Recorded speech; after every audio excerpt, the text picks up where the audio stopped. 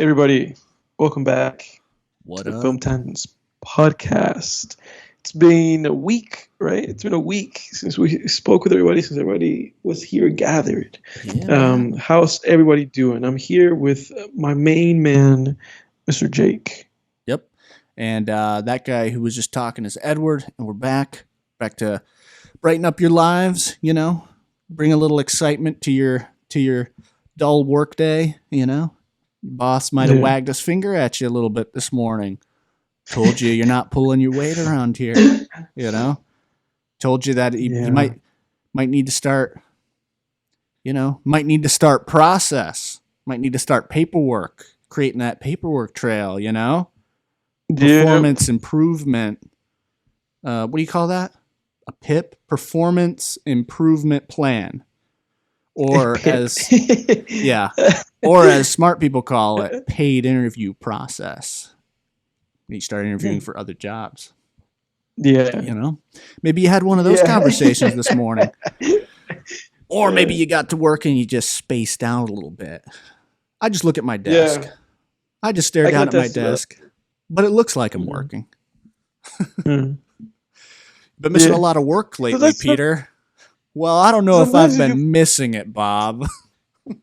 Sometimes if you face your desk in a specific way, it's like, oh, this is the way to face the desk, where it implies that you're doing something. Yeah. If you're doing nothing. I remember the last job I worked was a telemarketing job. That was like my first corporate job. It was like a telesales, business to business. So it wasn't like calling, old ladies at dinner time or anything, but it was like 8 to 5 business to business. So it was like a little, it was like a half step from telemarketing, but it was like a telesales job. And I remember a lot of people would, they would dial and then just call, hang up to like look like they were working. Because like you'd be in this thing, right? You'd be in this dialer and it would like feed you leads. And you had to get a certain number of dials to look like you were working. So people would just like, it would just call, hang up, and just do that for, a good like few minutes, instead of spacing out. And then like you could tell who was doing it though, because then when the report came out, you'd see like your teammate, he'd be at like, 120 dials and like 2 minutes of talk time. There's like, this guy hasn't been leaving any voicemails or getting hung up on by anybody. Yeah. He's just calling and hanging up. Yeah. People also used to like with talk time, like they would leave a voicemail and then to get their talk time up, because you had to get a certain number of dials and then a certain amount of talk time to make it look like you were working. But working sucked because it was a lot of, people hanging up on you, people telling you to stop fucking calling, people telling you that, Right. they're in the car as if that's your problem, right? Like, I loved that. Like, people would be like, I'm driving right now. It's like, why'd you pick up the fucking phone, you dumbass? But let me ask you this. Are you then required to hang up? No, we didn't have to do that. I made so many sales, like, while people were in the car. I'm only saying that because there, like a few years ago, people would call me, like telemarketing would call me, Yeah. and they'll be like, "Oh, can we talk to you?" And I'll be like, I'm driving." Even if I wasn't driving, I think some of those I might have even done in front of you. Like some of those, like responding to the call and being like, "I'm driving right now," because they immediately go like, "Oh, I'm sorry to disturb you," and they like hang up like right away. Yeah. Well, I don't know where a lot of these telemarketers work, because, like, dude, all the telemarketing calls I get, the second I give them an inch of like the tiniest bit of pushback, they hang up.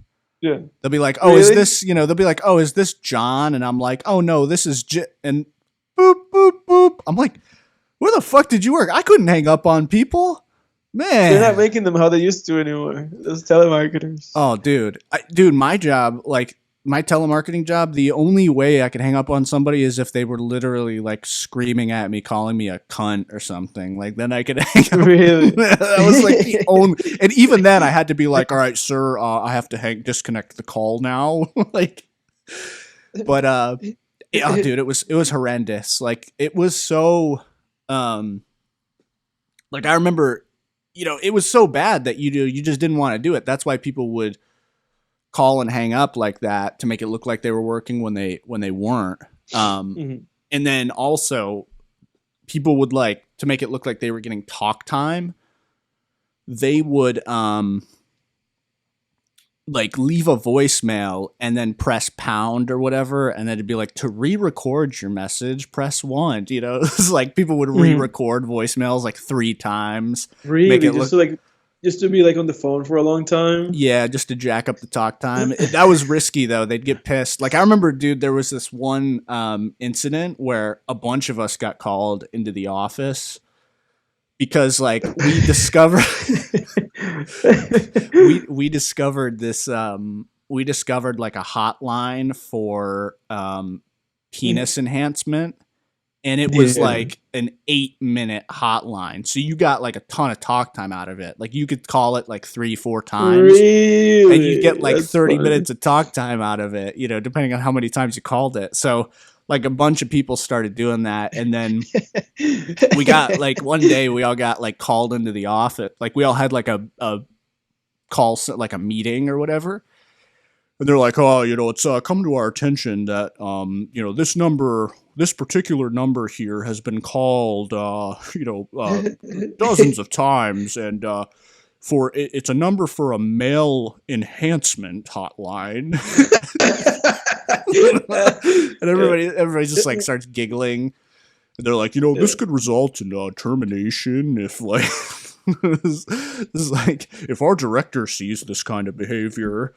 Like, oh god, it was like you'd rather sit there and listen to some weirdo talk about dick enhancement than some like actually be doing anything. Yeah, than be like, getting hung up on and called a son of a bitch and shit like that. Oh god, it was awful, man. It was awful. I still remember some of the jackasses that I talked to. Like, dude, some of them you just never get them out of your head. Like, just the how shitty they were. Like, just it wasn't even the ones that bothered me the most weren't the ones that like blew up. Those ones were kind of funny. It was the ones that were just like really sly and just like, the ones that were like, oh, you called me while I'm working, right? Don't pick up the fucking phone. Yeah. Well, dude, that's the funniest thing that I've found out about working, right, in a similar way to that. Obviously, like I'm not in telemarketing, but I am in a position where I speak with people on the phone a lot. Yeah. It's the worst. I speak with people on the phone a lot, all the time. And as you said, it's actually like really hilarious how often people pick up the phone. Because whenever I call folks and they pick up the phone, I'm always like, why did you pick up the phone? Because I know that if it was me, I wouldn't have. If it was me and some like strange ass fucking number called me back, no. And then the second time that same number called me that day, I'll block that number. Exactly. Like whatever this is, it doesn't exist. Oh my god. But man, my experience doing the work that I do calling folks has been that 10 out of 10 times, like 10 out of 10 people will answer the phone. Yeah, I don't get it. So it's pretty funny, man, because it's like, what is going on? Because to me, it's like, what world are we living in? Because I remember when I first started doing my job, I thought to myself, like, man, part of this involves calling people. I was like, this is never going to get done. I was like, this is never going to get done. Nobody's ever going to answer. We're living in 2023. We're not answering their phone. Oh, no. And to my surprise, the opposite is true. People seemingly are eagerly waiting by their phone. Yeah. Like, I think people just want a distraction. Somebody called me today. Yeah. Yeah, I don't get it. They're like, I think they're curious, maybe. Yeah, I don't get it. Like, I swear to God, it's like, you call somebody, it's like, I'm skydiving, you motherfucker. It's like, what the fuck? Why'd you answer? Yeah, I remember when Yeah. when I was in telesales, I there was like this one. It was one of those you'll just never forget. It was like, this lady answered. She's like, "Hello, hello," and I'm just like, "Oh yeah, yeah, this is Jake from XYZ company. Like I'm, hey, like, we're doing a project in the area. Like, just wanted to see who you guys were using for telecom over there." It's like, yeah, you know what? I don't need telecom. Okay. And I run a bit. This is a business. I'm like, yeah, I know. I'm in the business department. We're calling businesses. She's like, I run a business. Okay. I run a daycare center and I'm supposed to be watching kids right now. Oh, and you know what? One of them just ran off. So thanks a lot. And like hangs up on me. I'm like, what the fuck? The hell? But I think people don't even realize it. They don't even realize how stupid they are. It's just like, the best people, the people that I just like I wanted to kiss on the face. It wasn't the people that bought from me, because a lot of times they were fucking douches that I just wanted to get off the phone with. And it wasn't the people who were friendly to me or said, oh, thanks, I'm not interested, but, have a nice day. Dude, the people that I just wanted to smooch on the fucking face and say thank you very much were the people where I said, hey, this is Jake from XYZ company. Boop, boop, boop. Hung up on me right away. I was like, thank you. That's what I do with telemarketers. It's like, you didn't waste my time. You didn't waste your time. Thank you for hanging up on me. I had a thing like that happen with me at work a few weeks ago, where not because I got a telemarketing call at work, but not on like my personal, on my work phone, I got a call. So on the exact same phone I use to call people and be like, this is what this is about. You got to taste your own medicine. I got a call. Yeah, I got a call. I answered the phone, and it was the strangest call, because it's like this person who says like a name. They go like, Samantha, and I go like, no, this is this, and they go like, oh, you're not the person that I was looking for. They say, but they're like, but you're the right person, and then they start telling me like this whole thing. And ultimately, it ended up being something where they wanted like. They were trying to raise funds for like the police department. Oh yeah, I've gotten those. Yeah, I've gotten those. That's what it was. I've gotten that call like twice a month for 2 years now from the same guy. Dude, it was a guy too. For me, and it was they fucking called me like asking for funds to the police. But the funny thing is that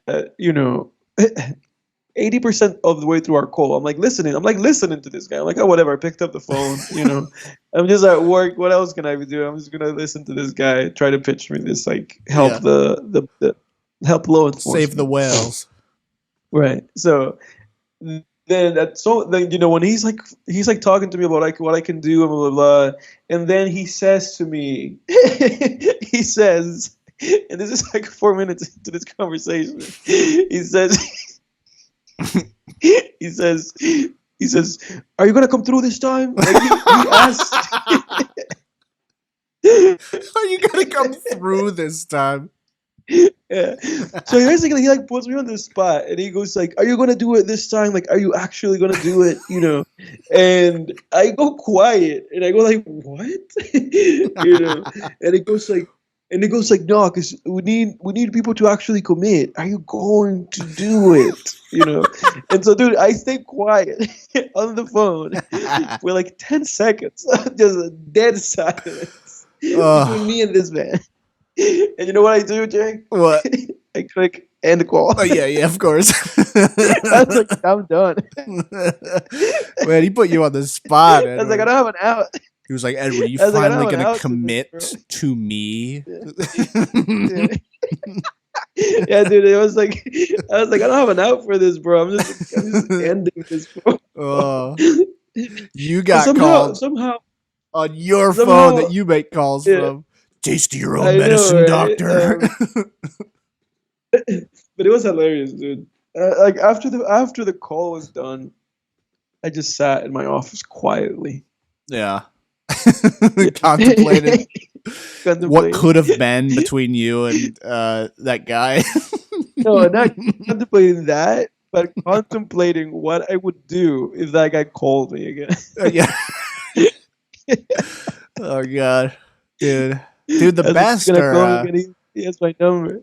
Yeah, if I could recommend to everybody out there, go listen to one of my favorite, like, most underrated comedians, Jim Florentine. Great comedian. Oh yeah. Dude, he got famous not even off of his stand up comedy, but from prank call tapes. They were his Terrorizing Telemarketers. Look it up on iTunes. It's probably on. I'm sure it's on Spotify as well. Go look up Terrorizing Telemarketers, Jim Florentine, dude. Fuck, so freaking hilarious. Those are so much fun. You know. I know that you and I have spent time listening to those. Yeah. You know how that kind of came back to me. I was listening to, I don't remember who. I was listening to like one of those Louis C.K. Interviews that he did like on his like little promotional tour he was doing a few months ago. Yeah. And I don't know if it was like Rogan or if it was like the Two Bears podcast. I don't know which one it was, but he mentioned him. He was like, oh, Really? you know who I love. He's like, yeah, he did. He said like, he was like, you know who I love. You know who I love listening to, Florentine. Yeah, I was like, man. what is that fucking guy? Yeah. Well, he's in Louie. He's the guy who tries to take the upper decker, as he calls it, where you shit in the top of the toilet. And he's the guy that dies, right? Yeah, he like falls, and his character falls and then smacks his head on the toilet and dies. Or on the floor, I don't remember. But yeah. His character was like a douche to Louie, too. They were like, he was like a douche. Like they were rooming together because they were comics at the same stand-up show, and he thought Louie was lame. And then they finally like get drunk together and start having fun and bonding, and then he dies. He dies when they finally connect. Yeah, because he just thought that Louis was like a tight ass, and Louis' shows were not doing as well, and Louis kind of was like jealous of him because he was like, oh, this guy's like a one of these like happy-go-lucky guys, that doesn't really care, and he's up there making poop jokes. People love him, and people are not responding to my comedy. Yeah. And he had to get over himself, like you said, but then ultimately that guy ended up. That was like such a strange episode. That episode was like strange, and it left me. I remember when I watched that episode, it left me with like a weird feeling. Yeah. So much so that I've only seen that episode twice total ever. You know? But I've seen the show Louie like 5 times plus. I've rewatched like the show a ton of times. So you've skipped that episode. I would skip that episode. Yeah. Louie has some skips. Yeah. What made you feel weird about that episode? I don't know, just how he dies at the end. Yeah. Yeah, it's and that I felt like the episode dark for sure.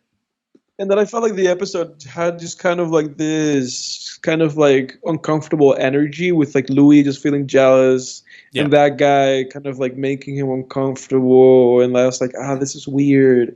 And at the end when they like bond, it like doesn't last because then that guy dies. Yeah. It was just too strange, man.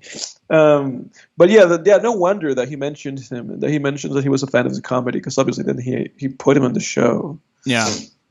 Yeah, I don't that episode was weird too, because it kind of broke its own rules, because the whole show is like Louie like Louie sucks at life in that show, but the whole point of that, or not the whole point of the show, but one of like something that always stood out to me, let's say, about that show was like Louie the character, he sucks at life, but he's great at comedy. He's like always killing it in comedy. But then that show is just weirdly like bombing the whole episode, and I was like, in that episode, he's bombing. Yeah, I was like, what's going on here? It made sense. The one where Seinfeld invited him to. Oh yeah, that like he couldn't do clean comedy. Yeah, I love it because he like fucks it up completely. I love that episode. That episode's great.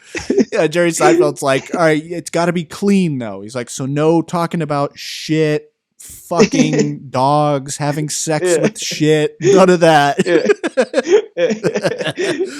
Oh God. To this day, my favorite like bit from that that show And somebody, you've probably seen it on YouTube, Louis C.K. The Lost Hour, where it's like somebody compiled all the stand-up segments from that, because he did the same thing as Seinfeld, basically, where he put his own stand-ups in the episode. And someone compiled all of those, and I was watching that full, it's perfect because they made a full hour out of it.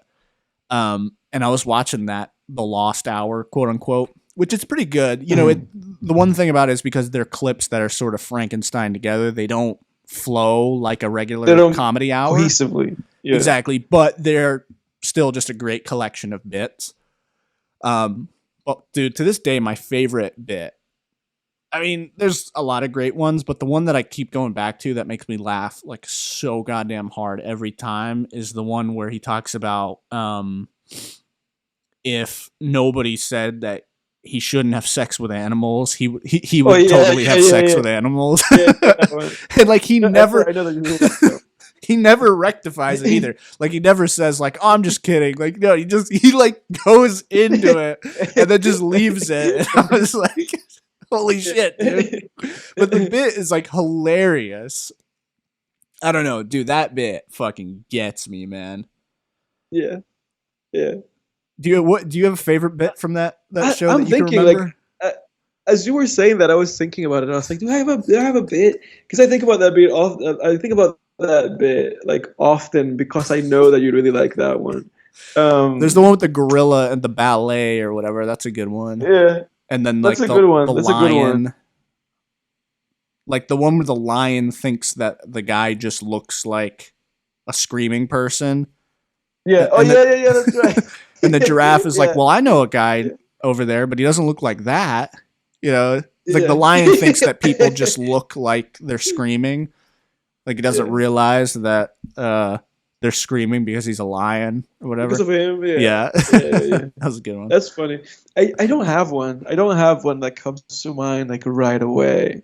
I have like episodes of that show that I really enjoy, you know. Yeah. But I don't remember. I can't remember like a bit. Like, I really love that nightmare episode that he has. You know, that's like a weird like David Lynch episode. The one that he just keeps having those nightmares. Yeah, that one is weird. That one like shocked me. I didn't realize how. I wasn't prepared for how like visceral that episode was going to be and how feverish those nightmares were going to be. Yeah, because he doesn't even use. They really feel like real nightmares because he doesn't use any kind of anything like crazy or psychedelic or any visual effects or anything.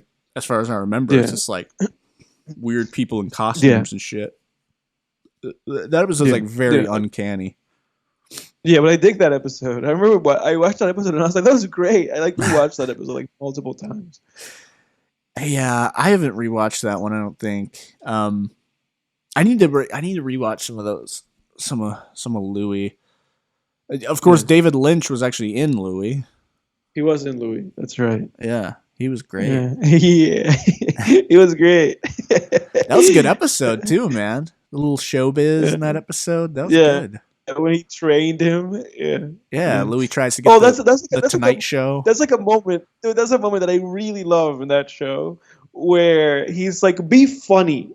Yeah, who's something funny?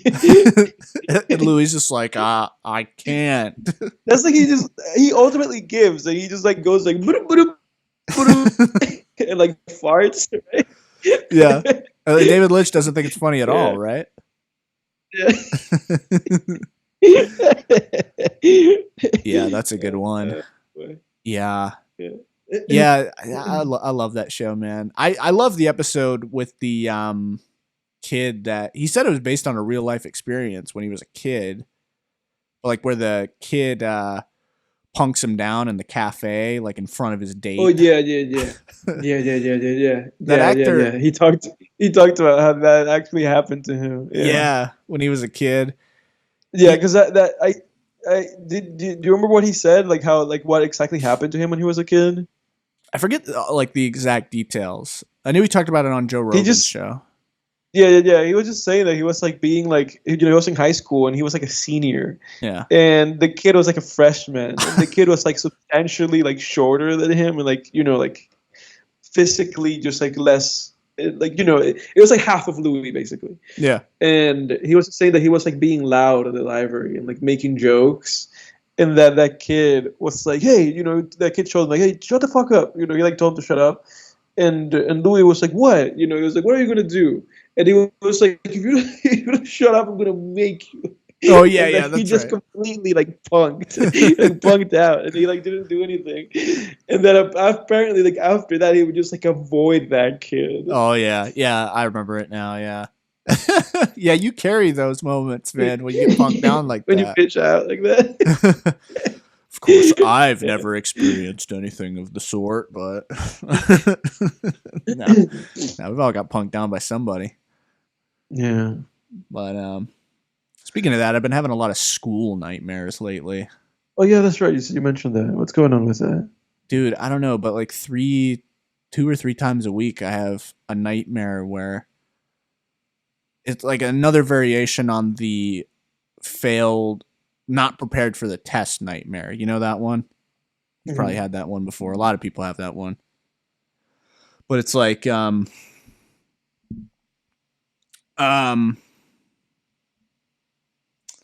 sister just texted us.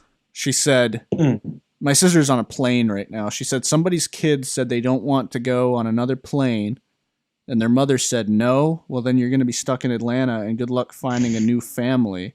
Is that what? And then she goes on, is that what you want? Because if you don't get on another plane, you're going to be stuck here, and the rest of us are going home.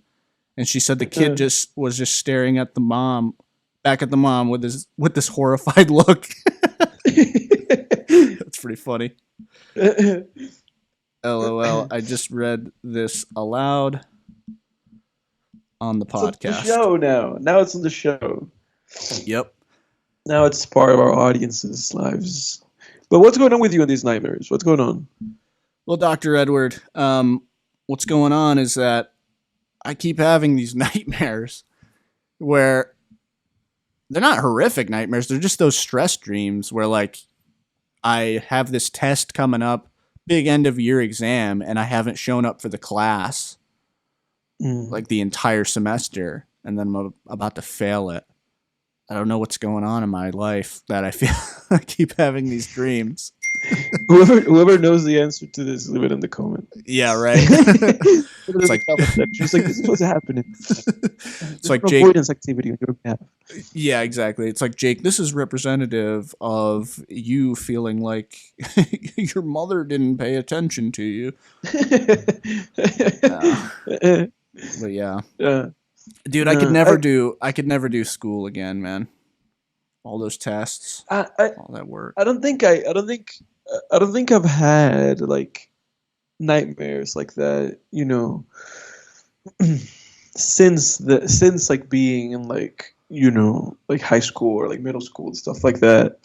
But even then, I can't remember like whatever nightmares I was having during that time. Yeah. Oh, dude, I think I was actually having like stress dreams. I was actually having like nightmares probably like my senior year of high school. Oh, really? Yeah. But what was man, I can't remember. Like when I was graduating, we always had this like I think I just fear that somebody would like volunteer me for something. I think that's like the fear that I had because you know when I was in high school we had this like promotional thing. Like we had like our own version of prom. I went to high school in the Dominican Republic. Yeah. And when they were organizing that, it was like this committee, you know, everybody was like, it was part of this committee, and every Friday, the whole fourth year class, the whole fourth year class was basically like 35 students. It wasn't big. Yeah. It was most cool.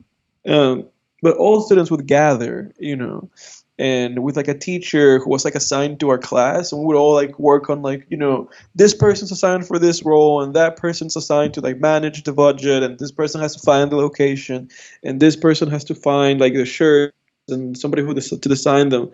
They're just like every Friday somebody would get assigned to something, and every Friday whoever got assigned that thing would have to then present what progress they've made. And in my head I was just like, I just want to be the guy that gives them the money to do the thing and doesn't do enough. And I don't want to do anything. And I think at that time I was having like stress dreams, and I would just like, wake up like sweating because whenever it would be like a Thursday, I would just be like, oh my god, tomorrow's Friday. They're gonna volunteer and I have to me. go. And I have to go and do this thing, and somebody's going to say my name and call me out and volunteer me, and I just don't want to do any of it. Did you ever get and volunteered? ultimately, I didn't end up having to do anything. No, I didn't. That's great. Yeah, that's the thing. You worry about these things when you're in middle and high school, and like nothing ever happens. Nothing ever happens. Well, dude, because I, like at that point in time, I would also get like stressed just about like when they would call like who's there. You know what I'm saying? Yeah. Like when they would be like, oh, who's here? And in my country would just be like, oh, here, present, I'm here. I would get anxious doing that shit. I'd be like, oh my god, Why? And I would only get anxious just because I would feel like I was gonna fuck up, like saying I'm here. Like I'd be like, oh, and then everybody would be like, what the fuck? You thought you were gonna have like a Freudian slip in front of the class, like they're like Jenny here, right. Daryl here, Edward. Right, exactly. I pissed my bed last night.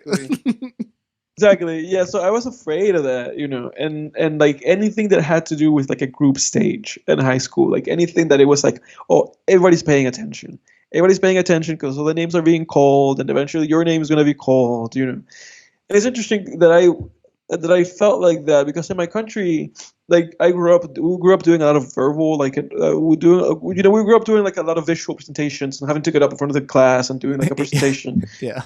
So I basically grew up like, with my heart beating out of my fucking chest through like my school years because it all made it worse because my name, my last name is like further down, in the alphabet. So it's like, oh, I always had to wait, I'd be like, oh my god, because waiting makes everything worse. You can be You can late to class, but you gotta wait for exactly. So it's like if you're always last, then it's like the worst, unless it's like homework that you're doing before they call you, which is the only way in which my name being the way that it is made any difference. If I got to class and I told my friend like, hey, can I copy your homework from last night? And then they're calling like, this person, come, give me your work. This person, and I'm like, oh,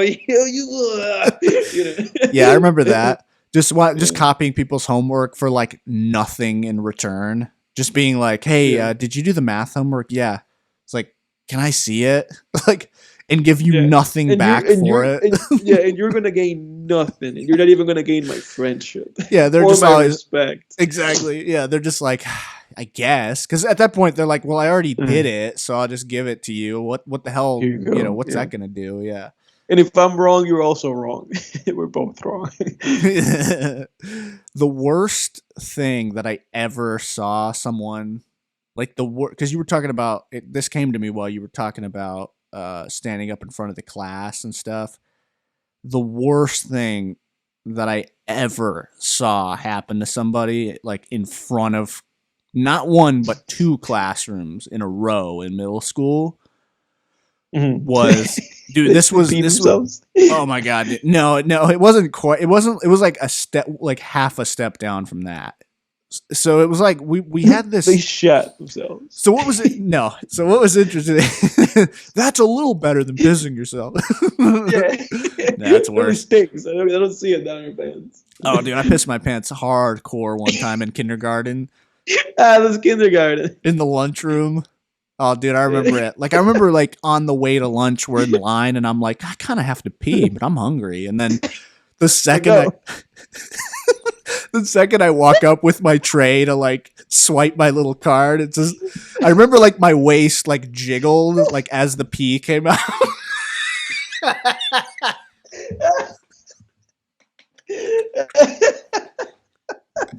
Like the piss came out with like the force of the Hoover Dam busting open. Like it was just like and then after that the story was there was this guy named Trent. I'll get back to the other story in a second, but there's this guy named Trent who I fucking hated in elementary school. I remember like he like pushed me down. He like, I remember at recess, like one time, like he punked me down so bad. Like he pushed me down. And then when I got back up, he would like push me down again and then like let me up and push me down. Like he was such an asshole. And he was like the kind of guy who wore basically like a basketball jersey to school every day. But he started. I grew up with a lot of those.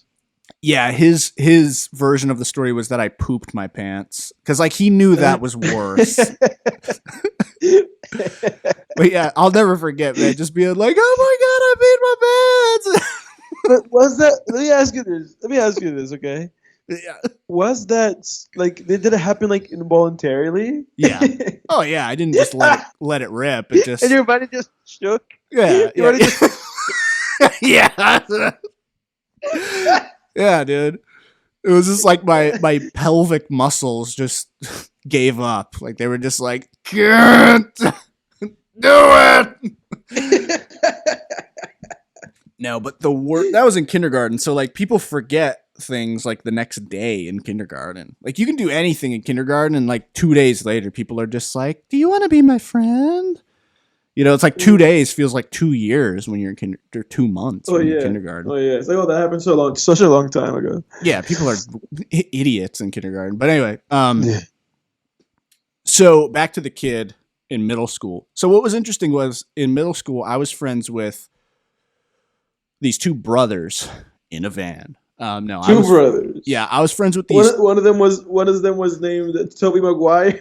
Yeah, right. And one was Jake Gyllenhaal. Jake Gyllenhaal. Yeah, it's a film podcast, everybody. We got to keep the film references going. But we're in the non-film section. But anyway, I remember there was so I was friends in middle school with two brothers, right? They weren't twins, but one of them got held back. One of them was named Tobey Maguire. No. No. I already said no, Edward. If you say two brothers again, I'm gonna make the exact same reference. But anyway, that'll come into the story later. So just keep that in mind. I was best friends with these two twins. Okay. And that's gonna come in handy later. So we're in like my science class, and we're like we're split up in group projects, right? Mm-hmm. And there was this kid named John in the class. There's so many Johns that it doesn't even matter that I say his name. But like his name was John. And at one point, like people are in group, like doing this group project. We're all talking, right? Teacher's sitting up at the front, like reading or doing God knows what. And all of a sudden, John is like talking about another teacher. I'll call him Mr. Nelson. I'll call him Mr. Nelson just for the purposes of the story. So at one point, John just goes, "Oh man, you know, all that homework we get in his class, Mr. Nelson's such a dick." And the science teacher, who is different, we'll call her Mrs. Smith. Mrs. Smith hears him and goes, "That's it, John. Come here. Let's go." So she like pulls him out of class and brings him to Mr. Nelson's class, right? Mm-hmm. They're gone for like 10 minutes. And then he comes back in and he looks like he saw a ghost. So we're just like, what the hell happened? So later on, we're on the bus and my buddy, his brother, was in the other class, was in Mr. Nelson's class where Mrs. Smith brought him. So he says, dude, we were sitting there. He says, we were sitting there in class. Mrs. Smith brings John into Mr. Nelson's class and she goes, "Tell Mr. Nelson what you said." And the kid goes like, "Oh, I called you a dick." And Mr. Nelson goes, "Okay, John, get over here." Dude, he makes him call his dad in front of the class. So like, really? And they talked about it in the hallway. So they don't even know. I got the story a little bit wrong. They didn't even know what was going on. So all they see, this class is just sitting there silently, and all they see is John come in after talking to Mr. Nelson outside and go to the phone and pick up the phone. And they said they're just sitting there in silence. He gets his dad's voicemail. Yeah. And he goes, "Hey, Dad. Big silence." And then he goes, called Mr. Nelson a dick. And like the whole class just starts like trying not to laugh. But dude, I look back on that and I'm like, dude, those teachers were such assholes for doing that. Like, you really can't handle a 12-year-old who all he says is the F word all day. Like little 12-year-olds, dude, that call each other the F word and say shit, bitch, pussy all day long. You can't handle him calling you a dick. So much so that you make him call his dad in front of the entire classroom of his peers. That's terrible. That's very fun. You know what that reminds me of, like an instance when I was growing up where, again, it was like the first day of class. And I'm only saying that because of how the kid said, like, oh, I called Mr. Nelson a dick, to his own dad, and everybody was just kind of like snickering. Yeah. There was an instance. This was, I think it was 6th grade. I think it was. My 5th grade, I went to this new school, and I met a bunch of new people. And one of them was this kid named, I'm just gonna say his name. This is his actual name. But actually, I'm not gonna say his name. Pseudonym. Just do a pseudonym. Do a pen name. This is a name that actually sounds like his name, but it's not his name. It rhymes with Pulverine. It rhymes with Darius. Let's call him Darius. Okay. And so, he was a kid that was clearly more developed than everybody else. I don't know how old that fucking kid was. I never figured it out. What do you mean? Like he was taller and had like was like muscular? Like what do you... Yeah, exactly. Like he was taller than us. He had more body mass than us, and his face looked older than us. Like his face looked like he had seen like like a donkey like poop or something. He was Nam. He was a Nam. He had seen things. But we were all in the same grade. But he clearly looked like he was like at least like a year or two older than us. So we all get to know each other, 5th grade, right? And so now we move on to 6th grade. So now we're all in 6th grade. And we have this teacher, right? The teacher comes in, and it is first day of class. Again, all the students know each other. The teacher doesn't know the students. The students don't know the teacher. Right. But all the students know each other. Because like in my country was like, the same kids are in the same grade, and they're all in the same classroom, Wow. So the schools were very small. Like in my country, a school would have like 100-something students, and all of the students in the 6th grade are all in the 6th grade together, and they're in one classroom, And in my country, the teachers were the ones who shifted classrooms. So you stay in that fucking classroom all day, unless you go to lunch. And after you come back from lunch, you go back into the exact same classroom. The teachers just shift classrooms. And so, we're all there, and everybody's like, oh, we're back. Everybody's like celebrating. And the teacher comes in, everybody's quiet, and the teacher just goes like, okay, everybody, let's go one by one. We're going to stand up, we're going to say our name, and we're going to say where we're from. And I did, again,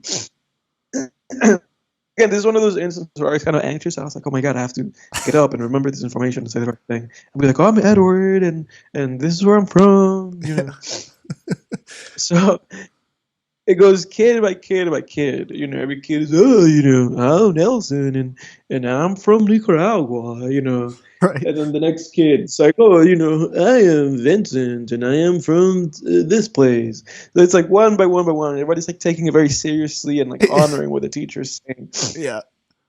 Finally, we get to Darius, and Darius just like shoots out of his chair. And he goes like, I'm Darius, and I'm from here. Oh, no.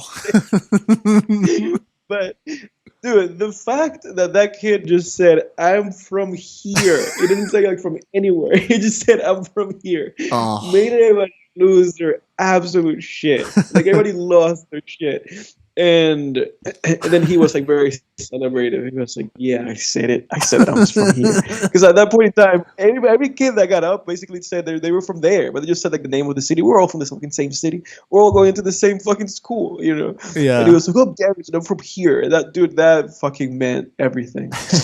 Was he like, Was he like cool after that, or was he No, dude, he forgotten? was cool after that. Really? No, he was cool after that. He was cool the entire time that he was there. He was the coolest guy because he was clearly the oldest dude, and then everybody kind of respected him because he was physically more capable than us. Yeah.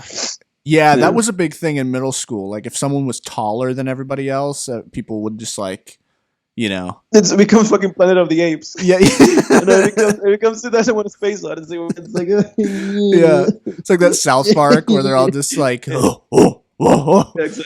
It's like, this is the guy. We're all gonna be somewhat subservient to the purpose here. Yeah. Yeah. Yeah. School was rough, man. People were assholes, man. I liked, what's weird? People always say talk about how much middle school sucked, but I actually kind of liked middle school better than high school, honestly. I mean, I liked high school when it was over, and that was cool. Like, all right, I'm finally out of school and going to school next year at college, but, but like middle school was more fun, I thought. People got really, I don't know, I felt like people got boring in high school. I feel like for me, it was that fights were fun in middle school. Yeah. Where if fights in high school just became, again, Planet of the Apes, where it's like this is just kind of like a weird and animalistic, and somebody might actually get hurt from this. Yeah. But in middle school, it was always just like fun because it was just little kids going ham on each other. Yeah. At the end of fights in middle school, both kids would cry, out of pain or out of like adrenaline. They would just be like, ooh. Yeah, that's so true. It's so true. Yeah. It'd be like, they'd be like so mad they couldn't even see straight. And then it becomes crying. Yeah. And then one of them you'd inevitably like never see again. It was like, oh, he went to alternative school. It's like he might as well have gone to the moon. Schools. Yeah, you just never saw him again in middle school, never saw him in high school. Gone. Yeah. I don't know what I felt was like in middle school, I feel like everybody tried to make school fun. Like kids would like act up in class and shit. You'd like throw balled up paper and like like at each other, like throw paper airplanes, right. like, just all this like dumb shit, play the penis game where you shout penis, and the teacher's like, who said that, shit like that. And then I feel like in high school, what happened was, at least in my experience, people just started having more fun outside of school because people could drive and stuff. Mm-hmm. But then the kind of, the sort of, and I get like people in high school aren't going to be like throwing paper airplanes and shit, but I feel like we're still doing that in high school. Really? Yeah. I guess a little bit freshman year we still did stuff like that. Kind of. Doing that senior year. Well, yeah, because then senior year you start like not give a shit at all. But like I feel like in high school it was like during school hours people just were waiting for it to be over. Right. But I don't know. For me, dude, I really started to like go crazy in high school. Like I would actually feel myself going crazy, to the point where I would just like I would just do anything to like make the time go by. Like I would make jokes in poor taste or like just say like dumb shit. I don't know, just anything to like stimulate, just anything to like make the day like interesting. Dude, and I really think it's like a fault of like the American school system, Yeah. I think that keeps kids in school for way too fucking long. Dude, I used to lose my fucking mind in high school. I really used to just sit there and lose it. Like it would, and I remember like junior year, or was it was like end of junior year, early senior year, somewhere around there where I actually started writing and writing daily, and I would just stay up late and like write and then just sleep like all day in school. Like not all day, but like I would be like falling asleep involuntarily. Like a teacher would like be talking to me and I would just be like for me it was a similar experience where around that time for me also it's kind of when I took these things like artistically like seriously, and I was dedicating all my free time to just like Yeah. either like drawing or writing, and I was always writing, like I was writing all of the time, but I was writing on my iPad that I had. On my iPod rather. I was just like writing all these stories all the time and like drawing and doing all this shit. Yeah. And but when I was in school, I was active. You know, I was like I wasn't like sleepy or anything like that. I was still like awake. And what Yeah. I would do instead of paying attention, I would just read like manga and graphic novels. Oh yeah. Yeah. Because I couldn't like I could not be bothered, you know. No. And that was like during the time that I was like in high school here in the U.S. that was going on, where I was just like I could not give a fuck less. So I would Yep. just be all the time that I was in class, I would just be reading, you know, reading like fucking reading One Piece, which is a gigantic story. So it's like it would just You had plenty of time. Exactly. But I finished high school in the Dominican Republic, and then, you know, I was actually concentrated because school there only goes from 8 to 1 p.m. You know, so it's like, oh, I'm not really here for that long. I'm actually going to pay attention and fool around with my friends, and, like to do paper fights, you know. Yeah. Yeah. Dude, it was the same for me, but I would like, instead of reading, I would just listen to music all day. Like I really discovered, like I started listening to like hip hop music in, where I feel like people listening to this podcast too, like think that I only listen to hip hop with how much I talk about it. I really listen to like a lot of genres, but hip hop, I guess I just have a special love for. But I think high school is really where I started to really like know the artists and really listen to like the albums top to bottom. And really, I remember just being like, because, you know, again, you have like 8 hours or 7 hours in school all day, every day. So it's just like you have all this time. So I remember just sitting there having like Apple Radio, or at the time Pandora, and just being like, holy shit, there's a lot. Pandora, yeah. I remember just being like, Pandora. there's a lot of rappers, dude. Holy crap. Because you'd have 7 hours, and by then you've blown through like hundreds of songs, and you're like, holy shit, there's a Yo Gotti and a YG. I thought that was the same person. Like, you know what I mean? But yeah, it was the same for me. I remember I really started to not be able to hack it. Like, and I don't know, maybe this is where these nightmares come from, but I remember like end of my senior year, like just not in my, it was like April. And I was like really slipping, because I really started like senior year is when I started like partying hardcore in high school, like just partying all the time. And like my grades were starting to slip into like I was always like a straight A student. And then despite my, my not paying attention and all that shit, because I was the kid who would just not pay any attention in class and then just like learn everything at home and then just come in and like do fine. But then like senior year, my grades started to slip toward the C range, like C average, because I was just like, couldn't hack it, man. I was like partying on the weekends, sometimes like partying on fucking weekdays and shit. Like it was ridiculous. And I remember like we had this math unit, and it was like a week-long unit where it was just like, we're going to learn this one topic in a week, and then the day before spring break, we're going to have a test. And I was like, fuck this. And at the same time, I was like, I remember at the same time, I started like talking with this girl, and I was like, okay. The night before the test, I'll learn everything. And then the night before the test, she was like, hey, like, you want to come over and sneak in? And I was like, do I study or do I sneak into this girl's house?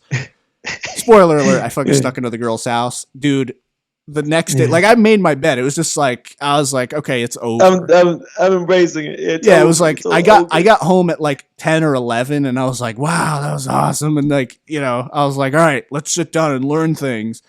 And I was like, dude, I can't. And I remember just the next day, just when the test was being passed around, just being like, oh my God, there has to be like a tornado or an earthquake or Godzilla or something. Dude, nothing happened. I remember trying to cheat and being like, I have such a loose, like no grasp. I have such little grasp of this concept that I can't even adequately cheat. Like, I don't even know how to copy this person's test. so dude, I remember, I still remember my teacher's face when I turned in my test. Like she looked down at it and she just looked like she saw the Slender Man. Like she just looked horrified. And then, and then I remember over spring break, I log into my portal at one point, and dude, I got a 10 on that test. And dude, I was like, I remember I was like anxiety ridden because I was like, I think teetering, like I was it brought my grade, like my grade was still good enough to where I wasn't failing the class, but it brought me down to like 1 or 2 points from an F. And I was like, fuck, what if I don't graduate? Like I have to pass this class. Dude, next test, I got a 99 on my next test, man. I turned it around, man. So there's a happy ending to that story. Yeah. No, it's similar for me. But when I gave up trying was 30. Like junior year, like junior year. Yeah, that's when I was like, I'm done. And because of that, I failed algebra. Yeah, that's right. You told me about that. Because dude, I couldn't be bothered. I was like, I don't care. I don't give a fuck about this class. I don't care about the teacher teaching it. I'm just gonna be reading fucking manga, and I'm not gonna do anything else. So I failed the class. And the turnaround for me was that then my senior year of high school, I was a straight A student. Like I got straight A's on everything. Yeah. Including math. Graduated and they gave me a medal when I graduated because they were like, "This guy's great." Yeah. And I was like, "Yeah," but my junior year, I barely passed. Isn't it so funny? Because I remember the same thing happened to me where like a month after I got that 10, I graduated and I walked the stage and they're like, Jake with honors. And it's just like, I did not deserve that honors. I'm like, how the fuck did I graduate with honors? I got a 10 on a test not 4 weeks ago, man. Yeah.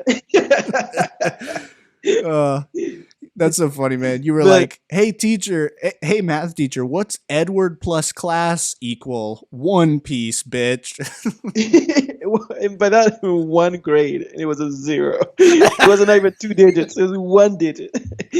Oh man. Fail. What was the actual grade like that you got if you had to give it a number? Dude, I got an F, man. I don't even remember what it was. Maybe like a 50 something, 60 something. I don't remember. It was an F. That's what it was. I failed the class completely. I didn't pass it like in any way whatsoever. It was just failed. Isn't it so funny too that an F is like every other grade is like a 10-point range, and an F is just levels of shit. Like it's just like anything. Yeah. It's like you could have a 59 all the way to a 0, and it's the same grade. Yeah. So you're done, Lorenzo. You're done. Yeah, it's like 90 to 100 today, 80 to 90 is a B, so on and so forth. And then it's like, all right, and then F is just like levels of shit. It's like you're a piece of shit, a huge piece of shit, a steaming pile of shit. Like it just like keeps going. Exactly.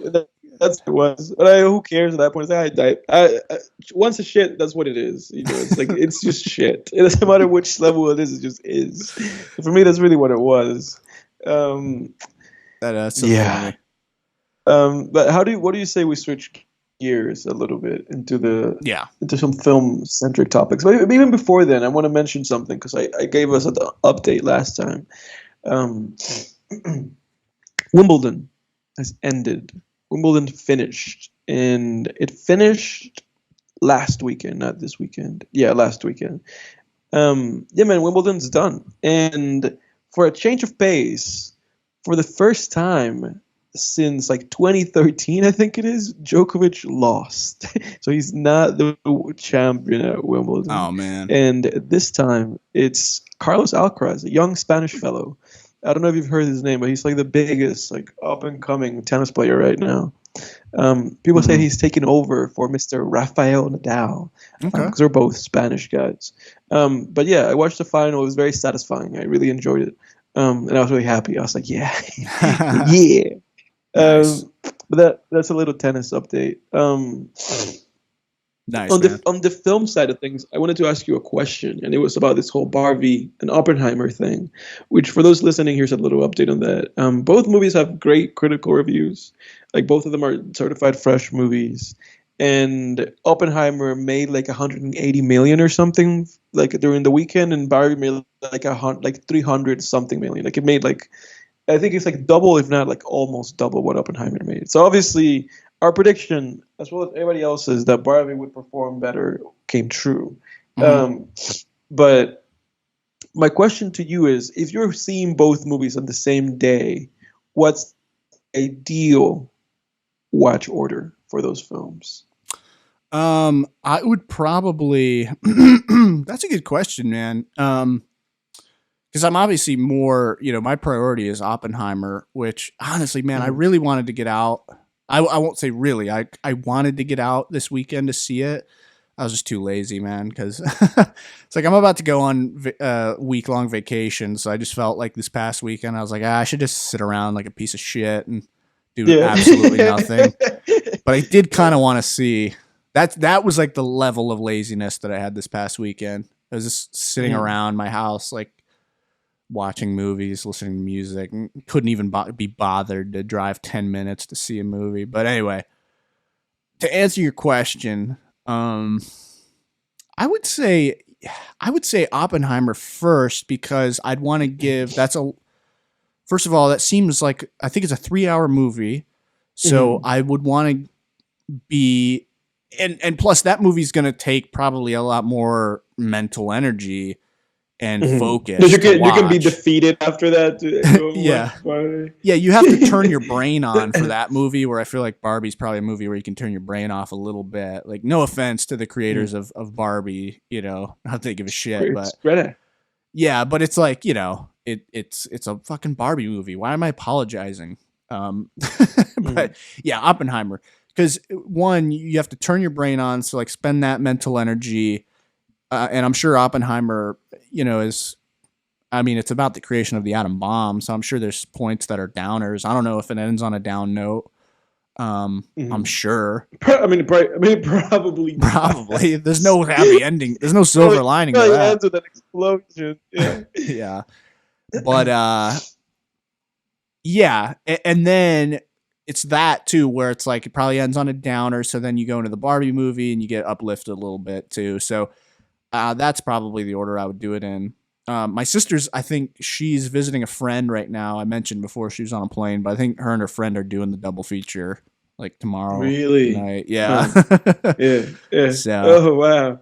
That's a but long time, man. It's fascinating that I mean, it's fascinating that these two movies completely opposing like different movies, right? yeah, One movie literally about a plastic toy, yeah, you know, made by fucking Mattel, who are using this to springboard some kind of like Mattel cinematic universe. Like this is the definition. The Barbie movie is the definition of schlock. fucking like commercial. No, not even schlock, but just like like fucking commercialism and like capitalism, and fucking and money, Yeah. and spend your money on fucking product, consumerism, fucking materialistic things. It's the embodiment of that. I know that if you Knowledge. watch. I know that if, knowledge. I know that if you watch. I know that if you watch the Barbie movie, it's probably good for reasons. It's probably good for its own reasons. It's probably it's probably not. It probably has some kind of fucking message in there, or some Yeah, kind yeah. of like societal like point or themes or something. But like there's something that I was thinking about today. As I was thinking about a fellow that we know that hates movies, amongst many other fellows that we know that hate movies. Yeah, yeah. But I was thinking about this shit today because I was like, is there merit? I was thinking about it, from a philosophical standpoint. I was like, is there merit in celebrating anything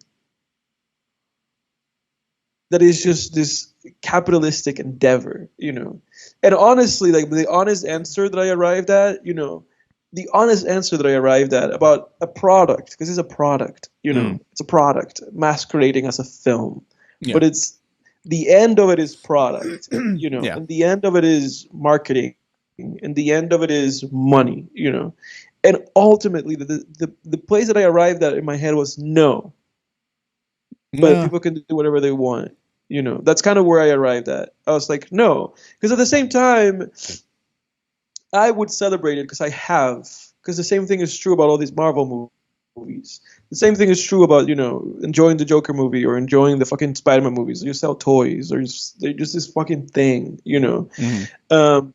But it made me think about it. It made me think about it because I feel like it's not. I feel like acknowledging where these things come from is not a part of the conversation anymore. Because a lot of what I've seen about these movies, and again, this is just what I've seen, and this is not really a commentary on the quality of the film, but a lot of what I've seen has just kind of been like mindless praise of it, as if it's something that existed, as if it's something that came out of a vacuum, and it's like, oh, Yeah. now we have this, but it's like, no, we don't. This is like strange. It's strange. Yeah.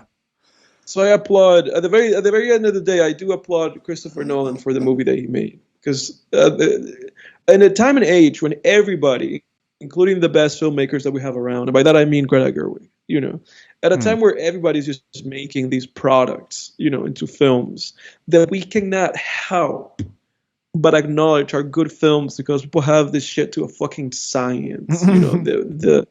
It's like this is the science of a good movie. This is the structure. These are the characters. These are the themes. Those are the actors that are good and will give you a good performance. Put them all together, you have a good movie. Yeah.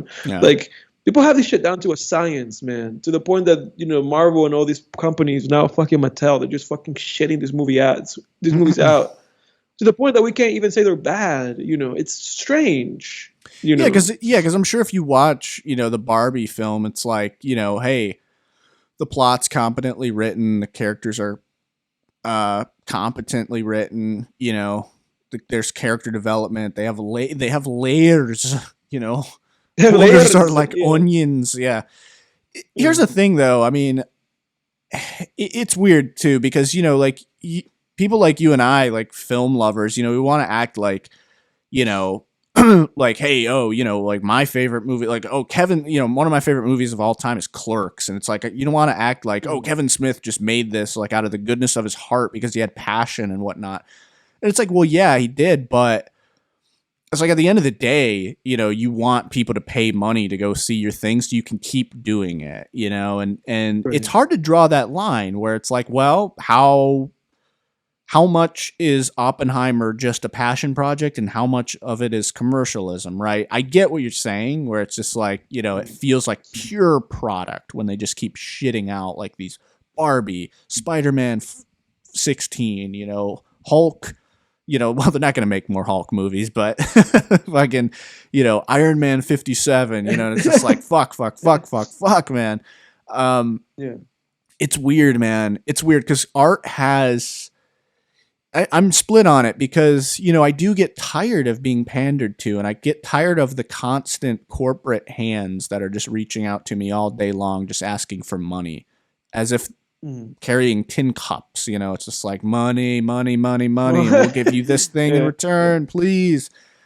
It's just like, fuck, man. But at the same time, though, I do feel that there's a weird sort of, especially sort of this corporate phase of art that we're in, which you could argue started like in the 80s, honestly. Like shit like Transformers and toy lines and McDonald's toys, that shit's been around for a long time, And you could argue that this whole corporate machine that in the art realm, because the corporate machine is everywhere, is in every industry, but in the art realm specifically, it gives, I don't know, man, it gives life color, You turn on the TV and it's like there's commercials, like when I was a kid, you watch Cartoon Network and it's just like the commercials come on and it's just like, oh, buy Optimus Prime, it's like buy the new Optimus Prime set where he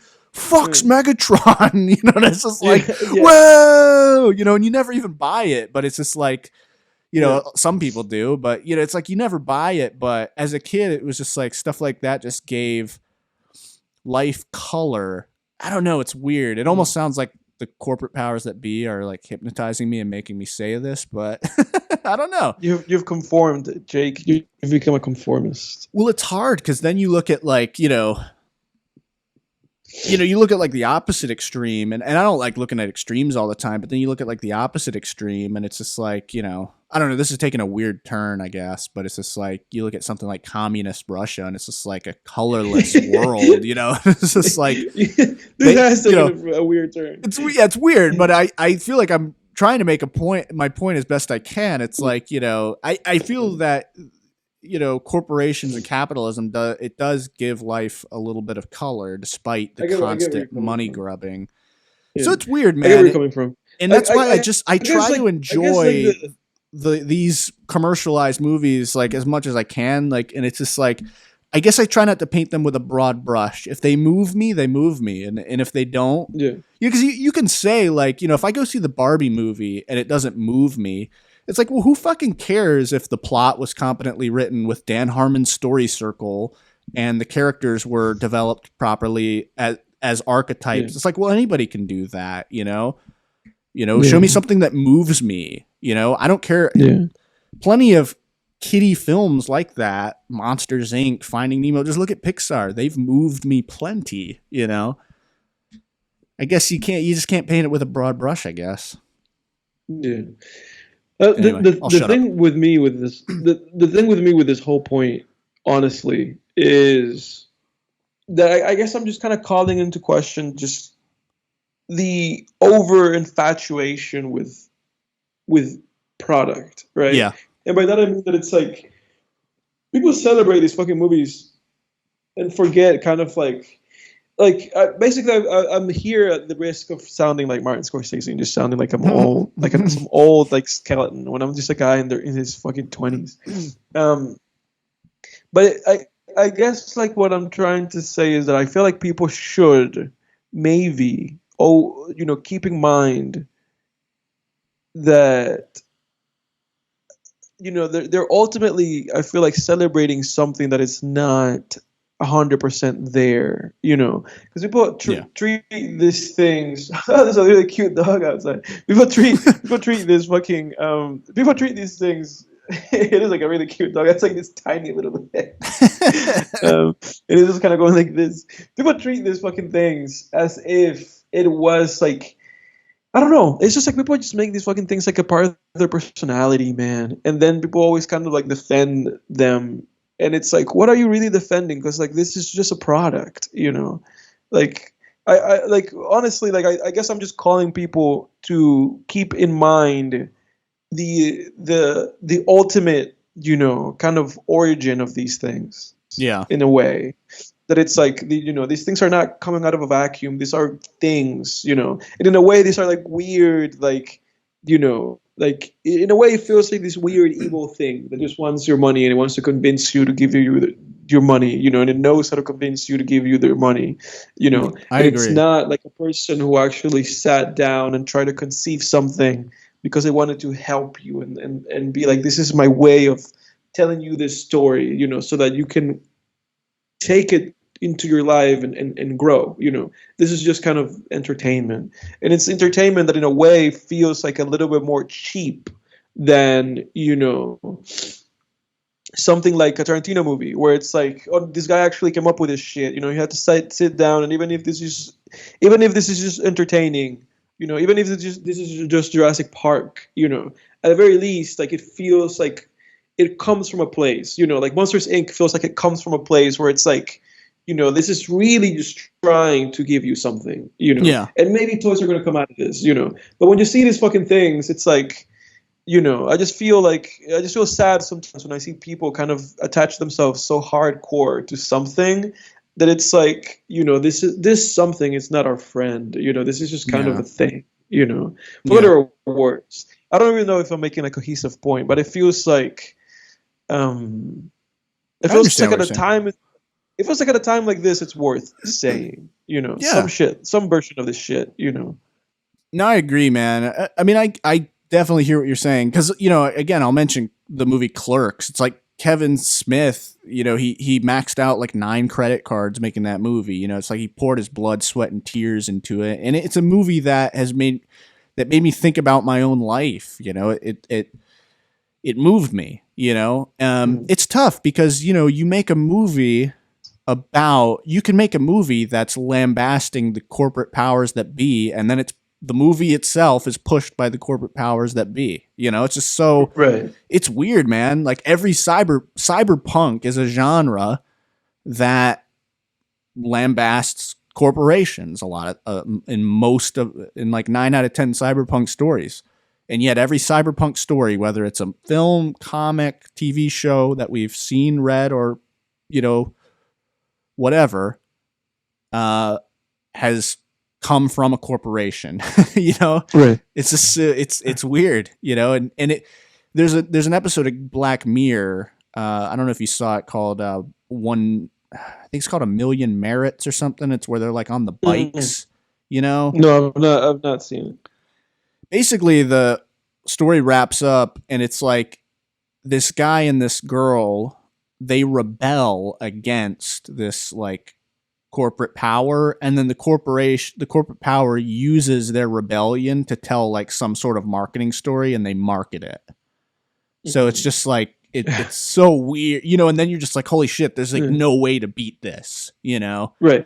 And that's kind of what I'm talking it's like about. you just never feel like anything. You're like, what's really coming from the heart, you know? Right. Because at the end of the day, dude, when I work on these short stories and these books that I write, you know, it's like there's a huge percentage of it that I'm like pouring in, where I'm like, I want this to scare people. I want this to, you know, I like writing horror. I want this to scare people. I want this to put people into suspense. I want people to love this. But there's also an aspect of it where it's like, hey, I hope this wins awards, and I hope I can get paid for this, you know, so I can keep doing it.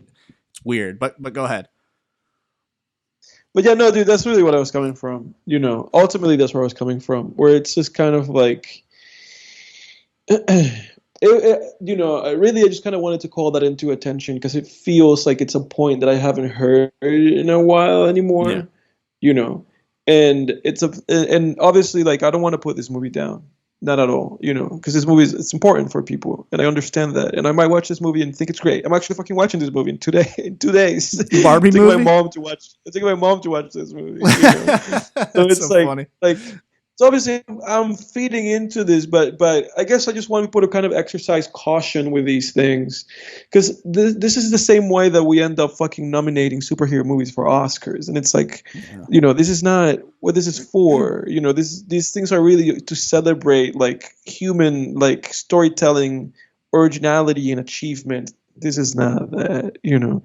And I feel like people should just embrace this as fun and not as something that's supposed to be life-changing, much less when it's like some fucking marketing ploy at the end of the day, you know. Yeah. Alas, I think that for the interest of time, we should switch gears. Yeah. It's like next week, Edward's like, the Barbie movie made him cry. And like, yeah, it's life-changing. I refute everything I say. Fuck Tarkovsky and, you know, all these other guys that died for the sake of this, or were poisoned by Russia. Like, screw all those guys, screw everything. You know, like, this is actually where it's at. That's my thing, man. If it moves you, it moves you. You know, I don't know. It's hard to, yeah. But anyway, yeah. We can roll on ahead here. Yeah, maybe we can talk. Maybe we can touch this topic again next week. When maybe one or at least both of us have seen this thing. Yeah. But do you want to go over the things that you've seen over the past week or two? Yeah. Let's do that. Yeah. If I see anything, I mean, I'm seeing Oppenheimer before I see the damn Barbie movie. Dude, no rush. Get your priorities in place, sir. Dude, if I see the Barbie movie, it will be with a female member of our species. Like, whether it's a woman I'm with, my sister or my mother or whoever. It's like, that's the only way that movie's getting watched for me. Yeah. Anyway. All right, so a good bit to get through here, so I'll go through it quick. So since and you know, to the audience, we're going to try to do a better job from here on out to let you guys know in advance when we're not going to be on a specific week. So, you know, just apologize for that if you were waiting on us this past Monday and just ended up getting pinged by your boss in Teams and disappointed. But anyway. Yeah. But if they made it to the last few minutes of last week's episode, I think I did mention that we were going to be off. But I'm sorry to those that didn't make it that far. Yeah. Well, then it's your own fault because you don't listen it's to your the fault. entire podcast. Listen to the whole thing. Yeah. No. Listen to the bits you like. But anyway, I rewatched Creed 3 with a group. Don't need to talk about that. We already did a whole episode on that. I rewatched my favorite episode of Black Mirror, White Christmas. I still need to see all of the Black Mirror episodes. There's still a few episodes I haven't seen. So that could change, but as of today, and having seen most of Black Mirror, White Christmas is my favorite episode. With John Hamm. It's a fantastic episode. Really scary. John Hammond. Yeah. I watched Tom Segura's new stand-up special, Sledgehammer. And that was pretty good. It wasn't as good as his last special, but I laughed pretty damn hard, dude. There were some good bits. He still got it. I think his last one was still superior, but that's okay. That's okay. Not every special is just going to be better than the last one. You're going to Ball Hogger was the last one, right? Yeah, exactly. I still think. Yeah, I remember because we watched at least half of it. We watched together. Yeah, yeah. During quarantine, I think. Yeah, back in the dark times. Yeah. I watched Point Break for the first time with Keanu Reeves, Patrick Swayze. This is a good movie. It's a great summer film, which is why I watched it. It's a solid crime film. It went in a direction, because every kind of competently written film has, at the midpoint is when there's a big story turn. And when I was watching Point Break, I was like, okay, I know where this is going. Like when you've seen enough movies, like all the film buffs listening to this, it's like, okay, I know what movie I'm watching. But Point Break had a different midpoint shift than what I thought it was going to be, and it went in a totally different direction. And I was like, oh wow, I'm actually surprised here. Some really good like action set pieces, a great couple skydiving scenes, which are really cool. They did some cool stuff with it. Yeah, I know those are iconic. Yeah. Yeah. The ending of the movie was pretty good. There was actually an ending that I wanted to happen that didn't happen, so I have my own headcanon for an alternate ending, but whatever. It's not my movie. But so Point Break, I recommend it. It's a great summer film. I watched for the first time the classic Japanese kaiju film Rodan. Rodan's a much beloved Godzilla monster. Some people might not know he had his own solo film back in '56. So like after Godzilla came out, Toho wanted to roll out like a bunch of other standalone kaiju films. And Rodan is not very good in my opinion. It ain't Godzilla. It ain't. It's in color, which for a '50s giant monster movie, if it's in color, I'm like, I don't know, man. It's like those '50s giant monster movies, man. I want those in black and white. The ones that took themselves seriously and stuff. Well, they didn't all take themselves seriously, but a lot of them were B movies. But it's like, I want that in black and white. So already it's in color. I'm like, all right, whatever. But then it doesn't have there's like no structure to the story. There's no main character. It just felt like product that was like pushed out there, on the heels of Godzilla. And a lot of kaiju fans seem to like this movie, at least somewhat. But I did not like this movie. I didn't hate it, but of course it introduced one of Godzilla's rogues gallery members, so to speak. But anyway, then I rewatched Star Trek II: The Wrath of Khan. I haven't seen that since I was a kid. It's so, there was the original Star Trek series and it got canceled. And then in the early 80s, they started making movies with the original characters, like the original cast they brought back. And Star Trek II, The Wrath of Khan. Khan is the villain of the movie, and he's actually a villain from the original series that returns to get revenge on Captain Kirk. And it's a solid movie, Star Trek fans, obviously, this movie's well liked. It's I'm guessing it's probably top ranked on a good number of Star Trek movie rankings. It's good. And then I saw a movie that I didn't even know this existed, but it's an Irish aquatic horror film, ocean horror film called Sea Fever. Because I was like, what are some aquatic horror movies that I can watch? Like, it's summertime, I'm about to go to the beach, and I'm a fucking, crazy person who like wants to watch aquatic horror movies before they go to the beach for some reason. So, I find Sea Fever. It's an Irish aquatic horror film from 2019. There's a lot I liked about this movie. Low budget, like really good cinematography. The story basically concerns a marine biology student who goes on a research vessel. She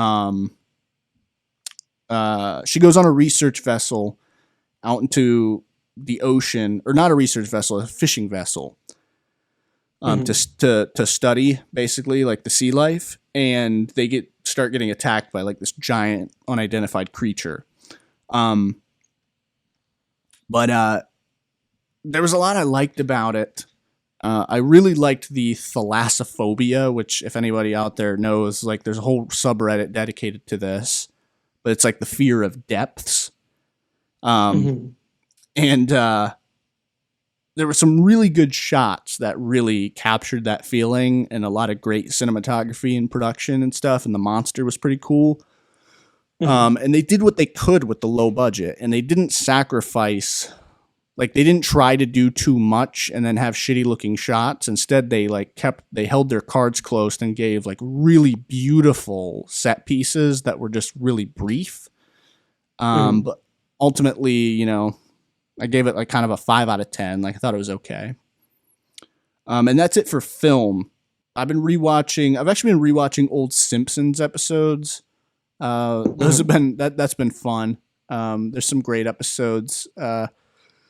Some of the standouts for me, of the old episodes, and I forget the name of it, but it's an episode basically where, Homer gets like a new coworker who tries hard at everything, but sort of fails. And he hates Homer because Homer coasts.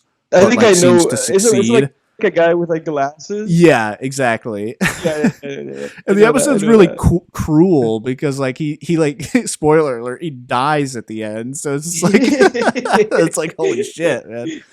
But I thought it was a good episode because it's like it kind of shows you like there's something to be said for not taking life so seriously, and you might actually I think get so, more. honestly. Yeah. But anyway, so I've been watching like some old Simpsons episodes. That's been kind of nice. Actually been rewatching a little bit of Superjail, which has been cool. Yeah. Superjail, anyone out there who doesn't know what that is, that's an old, very underrated Adult Swim cartoon. 10-minute episodes. We've mentioned it before. Yeah, it's on HBO Max. Go check it out. But Superjail, it's basically like this Willy Wonka type psycho who runs a mega prison, and each episode is just this new plot. All he's trying to do is impress one of the prison guards, female prison guards that he has a crush on, and he does it through different sadistic sort of like games or torments that he puts all the prisoners through. But then something always goes wrong because he's got these two pranksters that are in the prison, the twins. And it's a weird but great show. Wears its influences on its sleeve of like Looney Tunes. And it's a great cartoon. I really like it. Very ultra violent too. So But Yes. it's probably the most underrated Adult Swim show out there. And then finally on the music side of things, I listened to Currency's album Continuance with the Alchemist. That's a really solid album. Standouts on that for me are Whale Watching is a good track. The Tonight Show is a great track. And then I re-listened to his joint album with Alchemist and Freddie Gibbs, Fetti. Standout tracks on that album are The Entire Thing. Go listen to it if you like, jazz rap, if you're a fan of The Alchemist, if you like chill hop kind of type stuff. Definitely go listen to it. I've been going through the discographies of some of my favorite rap artists. So I went through the Game's discography. I re-listened to the documentary 2, both discs. Because again, I work from home, so I have a lot of time to listen to music. So I've just been pulling an Edward and trying to beef up my album listening. You have you run out of things pretty quick to listen to in an 8-hour day, 40-hour work week, working from home. You'd be surprised how quickly you run out of things. But the documentary 2 for the Game is a legendary album, littered with just, a great mixture of G-funk, gangster rap, and some poppier tracks. I think it's a fantastic album, and it does not get enough love. But my favorite song off the whole album is Summertime, featuring Jelly Roll. This is like one of my favorite rap songs of all time. Very cynical, very, just highlights like the hardships of growing up in the hood and stuff. It's great, man. Check it out. The documentary 2 by the Game, listeners. I know you know the album. Yes. Yeah. We talked about it. Yeah. And I listened to 1992, which is a shorter album. That was his next album. Yeah, that one's pretty good. That's a pretty good album. Standout track on this album for me is Baby You, featuring Jason Derulo. Just a very beautiful song, really throwback beat. Great beautiful song. Yeah, beautiful vocals from Jason Derulo. I mean, just belts it out, man. His vocals are like just beautiful. I can't even put it into words. They're just amazing. He's a great singer. Yeah. Yeah, the soundtrack, which actually I think it's the soundtrack. Yeah, the soundtrack, which samples I'm God by Lil B. So that's interesting. Yeah, that's right. I remember that. Yeah. That's right. Which is hilarious because the Game and Lil B beefed because the Game called Lil B a whack rapper. But then they put all of that to side, as you and I know. Yeah, but I'm sure Lil B sampled something else with that song. So I'm sure the sample actually comes from somewhere else. But anyway. I grew up on Wu-Tang is great. What Your Life Like is great. 92 Bars showcases Game's just insanely awesome rap ability. And then you got a nice pop cut with All Eyes featuring Jeremiah. And then his Born to Rap album, amazing. I mean, incredible. I won't go, that's a long album, so I won't even mention that many songs. The song Rewind is an incredible piece of storytelling. He basically raps and tells a story in reverse from him the moment he shoots somebody all the way back, and he traces his steps back to his apartment where he stopped, where he went, what he bought, and he raps it out. He's like, "Oh, the bullet leaves his head and goes back into my Desert Eagle. I moonwalk back to my car." It's like, holy shit, this is brilliant. And then finally, I listened to Damo Genesis album with The Alchemist. Damo is... Is that the one that came out recently? Yeah. Okay. And that's a good one, man. Damo is like one of... He's the most underrated Odd Future member, in my opinion. I've always liked him. He's a fellow Chowder fan, the cartoon Chowder. I grew up on that. So that's always nice when he name drops Chowder. Probably one of my favorite Damo bars is Ignite This Sour, watching Chowder in my finest hour. But standouts on this album are Elimination Chamber featuring Earl Sweatshirt. That's a really good song. Got a nice WWE sample with Jim Ross's commentary on that one. The Daily News featuring Space Ghost Perp is great. Me and My Bitch is a great song. Power Ballad with Smoke DZA, who's also an underrated artist in my opinion. Disappointingly enough, the song on this album, which the name of it escapes me, but there's a Tyler the Creator feature that's awful. And I love Tyler. He's in my top 5, but his feature on this album. It's up on whose behalf? It's just him? Yeah. It's him on Damo's, album. He's featured on the song, and his verse is just, like nails on a chalkboard. Like, it's really bad. Yeah. But for me, I'll keep it brief because I only have a couple of things. I haven't really listened to that much.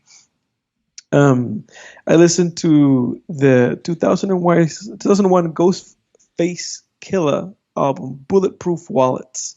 And that song is not as good as Supreme Clientele, that album, because it just lacks, like, in terms of like song quality, in terms of rapidity, in terms of production. It just lacks, and it lacks in terms of like cohesiveness.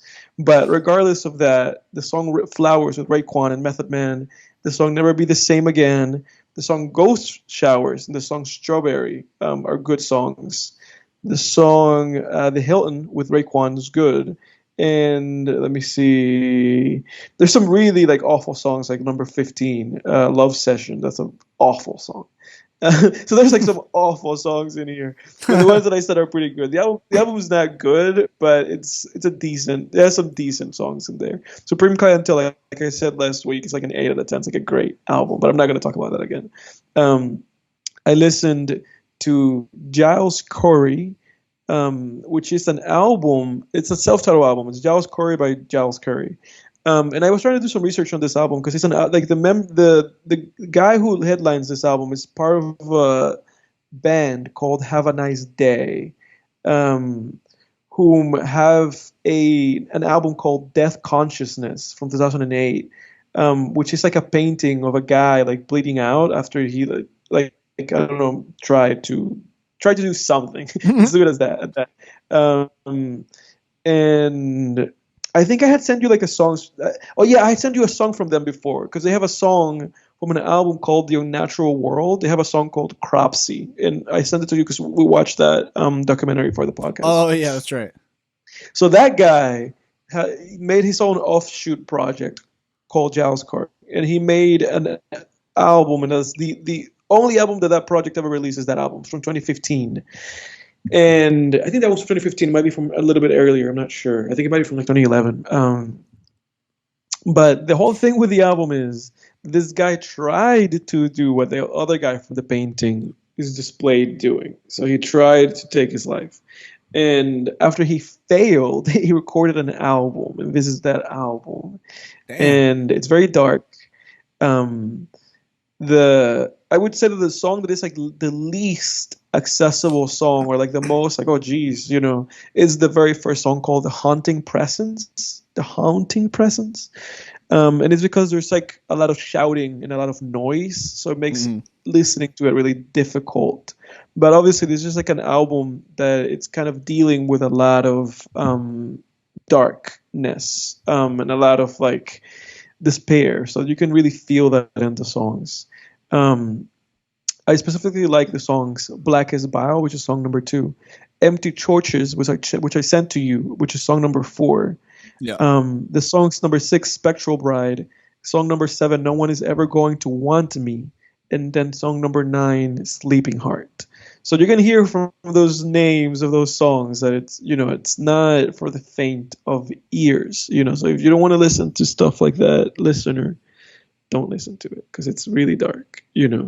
Although the end of the album is a little bit more uplifting, getting through it is very downward, spiraling. After that, I listened to the Godspeed You Black Emperor album, Lift Your Skinny Fists Like Antennas to Heaven. This is the cover of the album. Damn. What's this genre? I listened to that album. It's rock. It's like alternative rock, like drone rock. and it's reminiscent of Dave Heaven sometimes, in the sense that it's like kind of like shoegazy, you know. Yeah. There are almost no lyrics. There's like some like interludes within the songs. It's an hour and a half long album. There's only 4 songs, and it's a two-sided album, meaning that the first 2 songs are one side, the second 2 songs are the other side. And like I said to you, is almost entirely, there's no vocals, almost entirely. It almost feels like a soundtrack. It's amazing. It's incredible. The first one, Storm, and the third one, which is also the first one in the second disc, called Sleep, are incredible songs. Very atmospheric, you know, very kind of interpretable, but incredible. You know, the Black Speed You, Black Emperor have their own reputation. I don't really have to add to that, and the album really solidifies that. I have a couple more albums to listen from them, but that was a great experience, and I think that's like their most iconic one, because that cover with those 2 little hands is like very iconic. Yeah. You know what? I listened. You know what group what band you might like based on that is there's a metal band, kind of like, yeah, it's similar to what you're saying about Def Heaven. They're called The Ocean, and they do like those long sort of ballad songs, 10 minutes, where it feels like a soundtrack. Beautiful music. I would check them out if I were you. I think you'll really like them. Yes. Yep. I'll check them out. I'll send you a couple of my favorite songs too. They've collaborated with Catatonia as well, who is one of my favorite metal bands. But I would check them out just based on that. I'll check them out, dude. After that, I listened to the Gorillaz album, Gorillaz, which is their self-titled album from 2001, and it's kind of a mixed bag. The first album, like, there's some good songs, there's some bad songs. You know, 5 out of 4. And song number 2 is good. Clint Eastwood is good. Obviously, it's a classic song. Oh yeah. Tomorrow Comes Today is a great song. You know, there's like great songs in there, but then songs like Rehash are not very good. You know, songs like fucking 2000 are not very good. There's like songs in here that are just kind of like really just wishy-washy, like, oh, this is not great. And then there's some good songs. So it's kind of a mixed bag of an album. And then listened to Demon Days, their 2005 album, their follow-up album, their sophomore record. Great. Lives up to the hype. It's a great album. I've listened to it before because my brother, there was a point in time in which, like, I think my brother only had this one album in his car, like as a CD, and we listened to it like 1,000 times. Really? And yeah, listening to it again is great. I mean, feel good. Boom, boom, boom, boom. Yeah, boom, anybody who wants to listen to this, listen to, you know, Feel Good, Kids with Guns, Dirty Harry, El Mañana, you know, All Alone, White Light, Dare, you know, Fire Coming Out of Monkey's Mountain, Don't Get Lost in Heaven, and Demon Days. Like, listen, I mean, it's almost the whole album that I just said. It's a great album. And that, sir, it's all I have. I'll update everybody with some. Go ahead. I was just gonna say, to this day, the only Gorillaz songs that I've ever heard, I think, are that All My Life song that our buddy in college would play a lot. Feel Good Inc. and Clint Eastwood. I think those are like the only Gorillaz songs. But I kind of want to listen to that album now that you've, because I really like Feel Good Inc. That's a weird kind of cool song. Like it's trippy. I'm honestly, I was always perplexed by how popular that song was, because it's a trip. Yeah, no, they're great. I'm glad that I'm listening to them right now. So, like I said, I'll update everybody, because I'll go back to Godspeed You and listen to like the 2 other albums that I want to listen from them, and then I'll go back to Gorillaz, and then I'll keep going from there. And at some point, I'll also detour and go back to the game and listen to that album, Born to Rap, because then I've listened to everything else, as you and I talked about, I think, a couple weeks ago.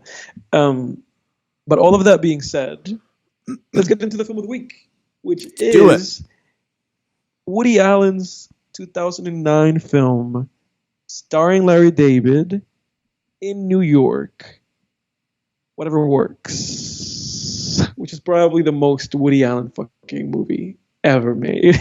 Yeah. What do you have to say about this movie? Go ahead. Dude, so I'm a big Woody, not a huge Woody Allen fan, but I'm a Woody Allen fan. I really enjoy like every movie that I've seen by him. You know, like Annie Hall, great. Manhattan, amazing. Deconstructing Harry is a great film. I want to dive more into his filmography actually after seeing this movie, because I thought that Whatever Works I thought this was a perfect film, dude. Wow. I really did. Like I can't understand the lukewarm. Perception. I can understand them in terms of maybe sort of I could see a bias toward the fact that this movie just feels like you said, it's very Woody Allen. It's the most Woody Allen film ever. But honestly, man, at least all the ones that I've seen, every Woody Allen film is a very Woody Allen film. It's all the same guy. It's the same guy, it's all a guy who is having an existential crisis, who not a crisis. He's existentially depressed, perpetually, and is an asshole to others and is like just trying to figure himself out. It's always along those lines. It's obviously there's some variation within his filmography where he explores different topics, but at least the most famous Woody Allen movies, a lot of them are like that. But I think that's okay, because you can eat the same meal multiple times and it's still great. I just don't, sometimes I think I on one hand, I understand people wanting something new and fresh and different, but on the other hand, I think sometimes people thirst a little too much for that. Where it's like, look, what's wrong with, like to use the restaurant analogy or the food analogy, it's like, what's wrong with eating at this restaurant again? Even though we've been 20 times, in the past decade, it's like, what's wrong with going again? It's like, it's good food. We like it, and that's how I feel. This movie, dude, this film moved me. It really moved me. To be honest with you. We're moved by Whatever Works. I was moved, man. And I didn't think I would be. Like when I started this, I was like, oh gosh, it's Curb Your Enthusiasm, the movie. Not at all. Not at all. I before I finished the movie, like 20 minutes in, I just thought it'd be funny to write that as my Letterboxd review. I'm deleting it because I don't believe it. It's not Curb Your Enthusiasm, the movie, despite how much it feels like Curb at the beginning of the movie. I thought it was really well done. I mean, it's a story about, and it wears its plot elements on its sleeve, and its philosophical conflict and its characterization. It wears all of it on its sleeve, where it's like, it's clearly a movie. This is clearly a film about, the conflict between, as so many Woody Allen films are, the conflict between cynicism and optimism, right? And you even have your classic 4-character quadrant, where it's like, on the cynicism side, you have Larry David's character, and then you have his mother-in-law, right? Representing, he represents the cons of cynicism and she represents the pros of cynicism, right? Because ultimately her cynicism is what leads her to get her daughter away from Larry, and into the arms of a better partner. And it also, leads her into discovering herself at the same time. And then on the other side, on the optimism side, you have the Larry David's love interest. What's her name? Melody. And she represents the pros of optimism, and then the dad represents the cons of optimism, right? She's the pros of optimism, where it's like she's living a happy-go-lucky life. She likes people. She doesn't care that she's a quote-unquote inchworm, as they say in this movie, right?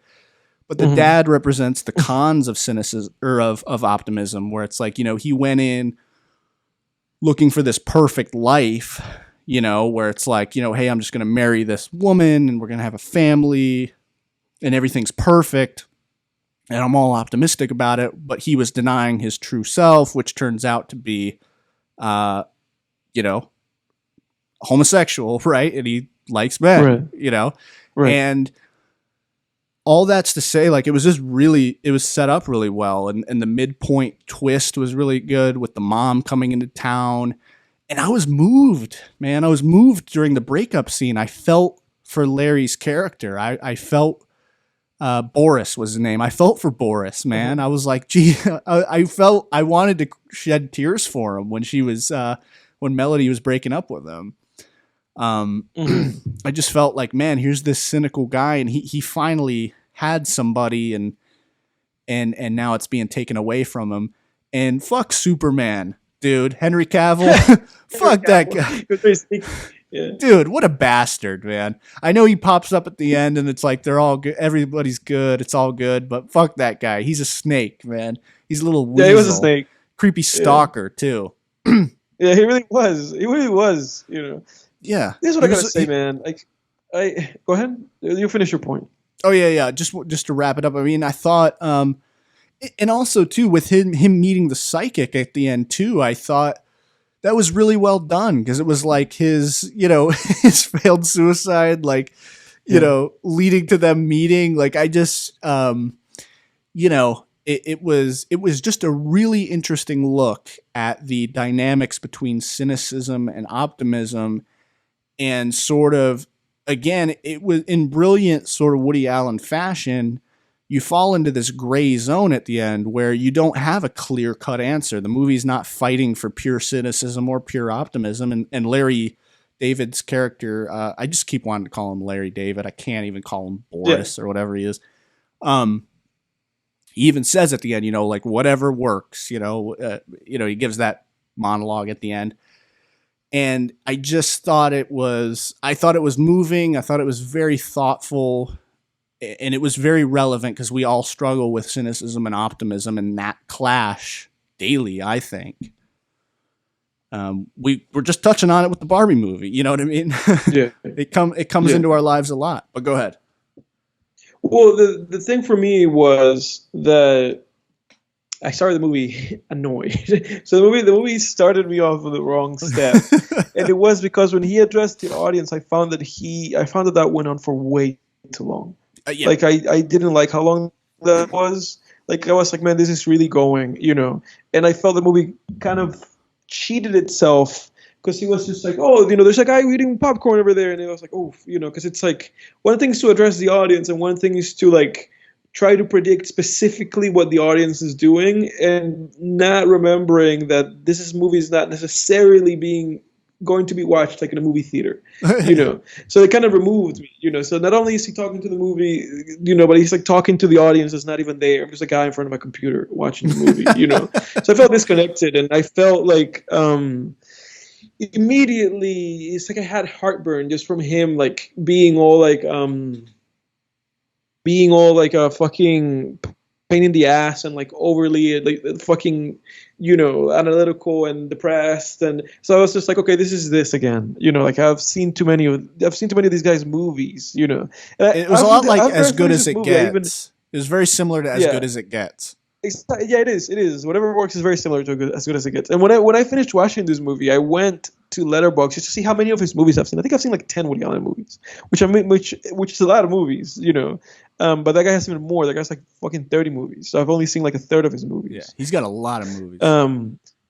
Yeah, but in watching this movie, I was like, oh my god, because immediately I was like, not this character, because I liked his character, like I liked Larry's performance. It was actually pretty cool, but I was like, this scene is insufferable, and I couldn't wait for it to end. I couldn't wait. I was like, please get over it with this. I agree with that. I went in. I started this movie, not to keep using the same words, but I started this movie cynical. Like I was just like, I don't know about this fucking thing.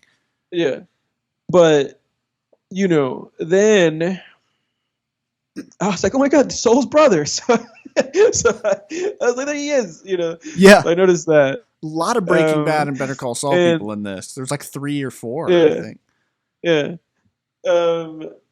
But yeah, so then we parted with that, and then we came to the scene where like it was like him and his wife, and he was like, this and that happened, and he threw himself out of the window, and he was like, I broke my foot, and since then I've been living in this dump, So I was like, okay, whatever. So then we get to the girl coming into his home, and she just starts off being like a homeless girl, and he helps her out while putting her down all the time.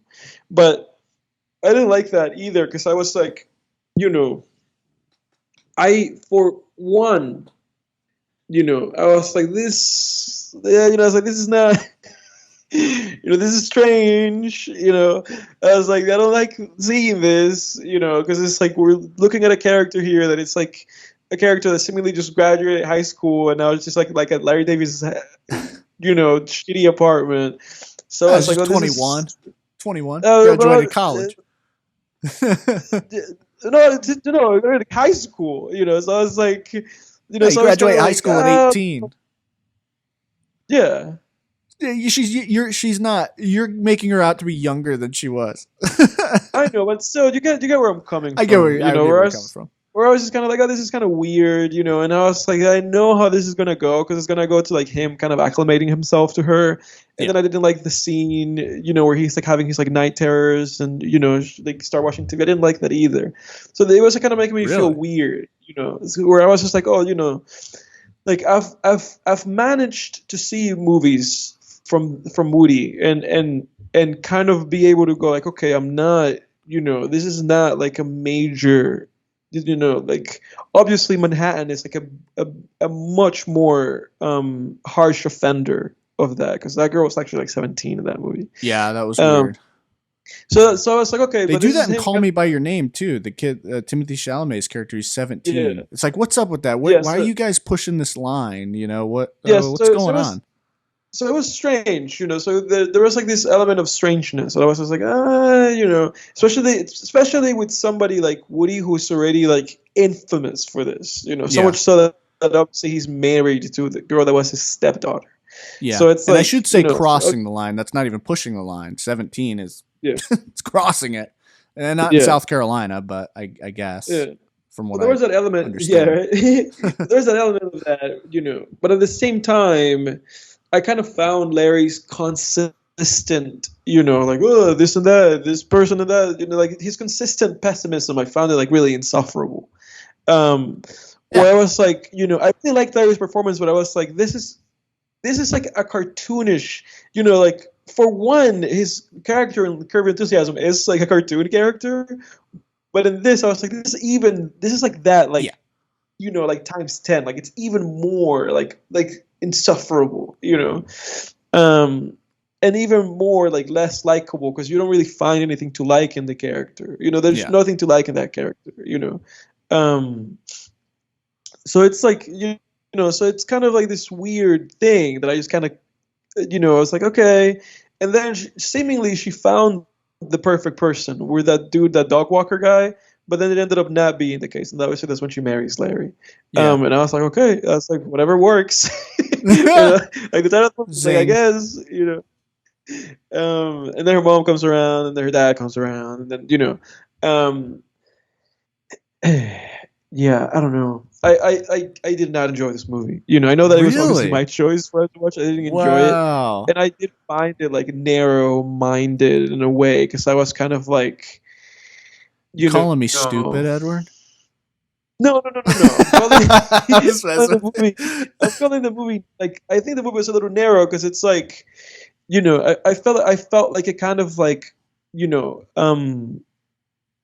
feel like it just kind of like did this cliches and stereotypes, you know, and I was like, I don't know if I appreciate like a movie kind of just approaching this idea of being like other Southerners and they're idiots, and now that they're in New York, they're gonna suddenly magically become like enlightened, and part of being enlightened is the fact that now they have rejected their values, because I was just like, it's like I understand that there's something going on here, but I thought that it wasn't approached with the most like tact, and that it was just kind of like given to the audience and being like this, this, it's like, oh, that guy was like this, and it was like a joke. It was like one of those like kids jokes where it was just like, oh, the person who is homophobic because they themselves, have these feelings, and it's like, oh my God, this is really what you did with the character. You did the joke. You did like the kid joke from fucking, middle school.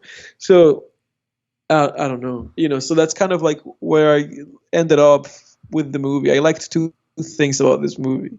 When he fell on that psychic lady, And obviously, I was like, okay, he's gonna end up with a psychic lady, Yeah, I saw that coming a mile away. so, but when he ended up with her, when he said to her, I found this two instances good. When he said to her, it was like, if you're psychic, why didn't you know that I was, gonna fall on you? And she said like, maybe I did, and I was like, oh, that's interesting. Yeah.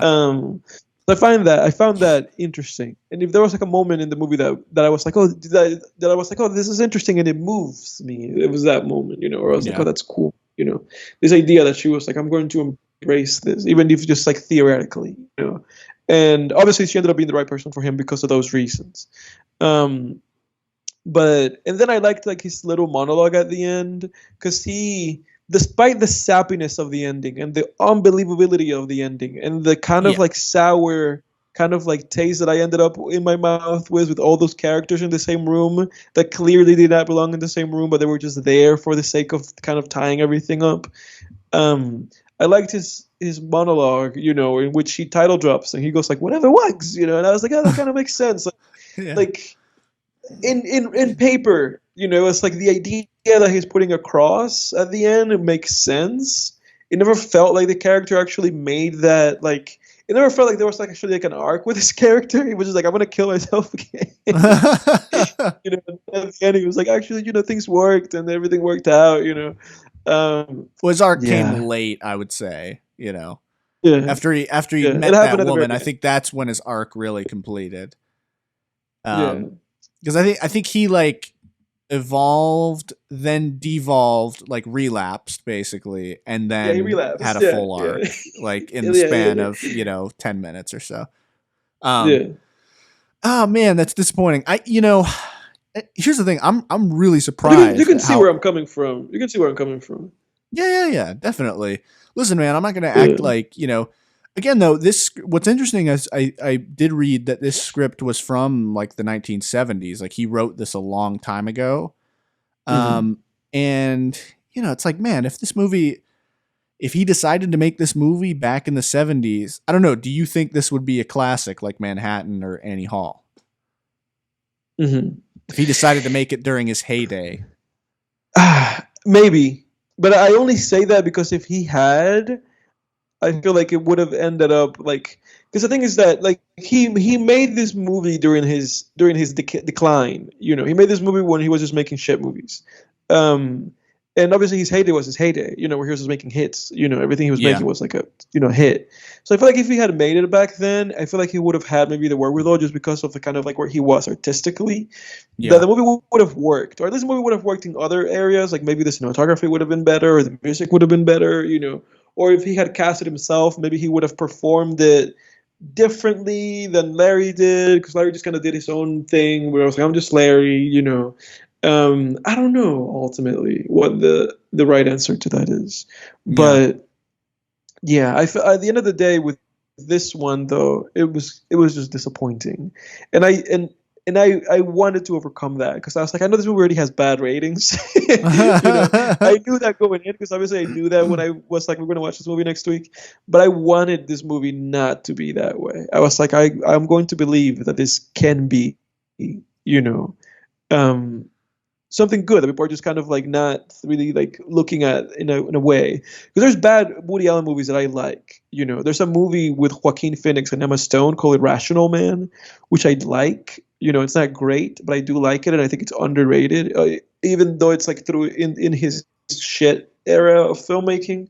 Yeah. Um, with this movie, I just thought that it just didn't land. I thought Yeah. that maybe it could have, if somehow Larry would have managed to make his character like likable, but he never did. It Yeah. made him interesting, but he was never like, he was never like a character, that I liked or that I was actually like engaged with enough to want to follow. I was just being like, oh, that guy's interesting, but I don't really care Mm. too much for him. I don't really care too much for seeing him in the screen.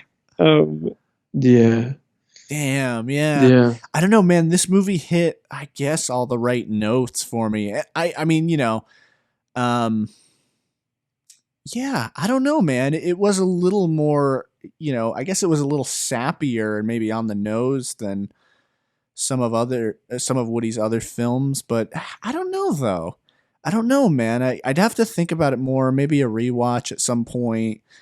Because sometimes I'm overly impressed with a movie the first time I watch it, and then on rewatches I'm like, like that happened to me with Joker, where like when we saw Joker in theaters, and I was like, wow, that was fucking amazing, and now I'm like, it's just some comic book movie that copies Taxi Driver. Like it's not really all that. It's good, but so I don't know. Who knows? I really liked this movie. I thought it was. It moved me, to be honest. It just hit the right notes for whatever reason. And honestly, man, like even, like 20 minutes in, I was like, I don't know about this. Like, is this going to be any good? Yeah. But it just reeled me in, and I thought it was great, man. What about like, oh, wow. One thing though, I will say that missed the mark was stylistically wasn't all that great in terms of like cinematography and just technical the technical side of things, because honestly like Woody Allen's films, whether it's there's a lot of you come for the story, but there's also a lot of visual eye candy in his films, whether it's the it's the great cool hell set piece and Deconstructing Harry, or the beautiful, planetarium scene in Manhattan. Right, is that it's Manhattan, right? That I'm thinking of, where they're in the planetarium. Yeah. Yeah. There's a lot of eye candy in Woody Allen's films. He's a great director as well, and I think he definitely let that take a back seat in this movie. This movie played out more like a play, if anything. It was very straight down the middle. Yeah, and that's kind of what I was saying to you, that maybe if he had made this like during his heyday, like maybe at the very least it would have been like more technically competent, Yeah. And he probably could have made the script maybe even more nuanced. Oh, go ahead. Yeah. No. But what I was saying is like, Irrational Man, the movie that I was talking about, like that movie is visually impressive. Where it also has that going on, where this movie just doesn't have that. Yeah. And like you said, maybe he could have layered this movie a little bit more. Yeah. Or at least it could have disguised things a little bit more. Because like I said, like to me, it just kind of left a bad taste, like how simple, the characters were, and how kind of like stereotypical, the characters were. Where I was just kind of like, to me, I was just kind of like, this is kind of, there's no nuance here. They're just kind of saying like Southerners are idiots, and, so I was just kind of like, so I was just kind of like, it's like, I get where you're coming from, and I bet you probably do feel that way if you're just like a guy that's lived in New York his whole life, and he has lived in New York his whole life. That's his whole life, and who knows if the guy's even been in the South. He's like afraid of like open areas. He has like a phobia or something like that. So it's like, I understand, but it's like, it just wasn't.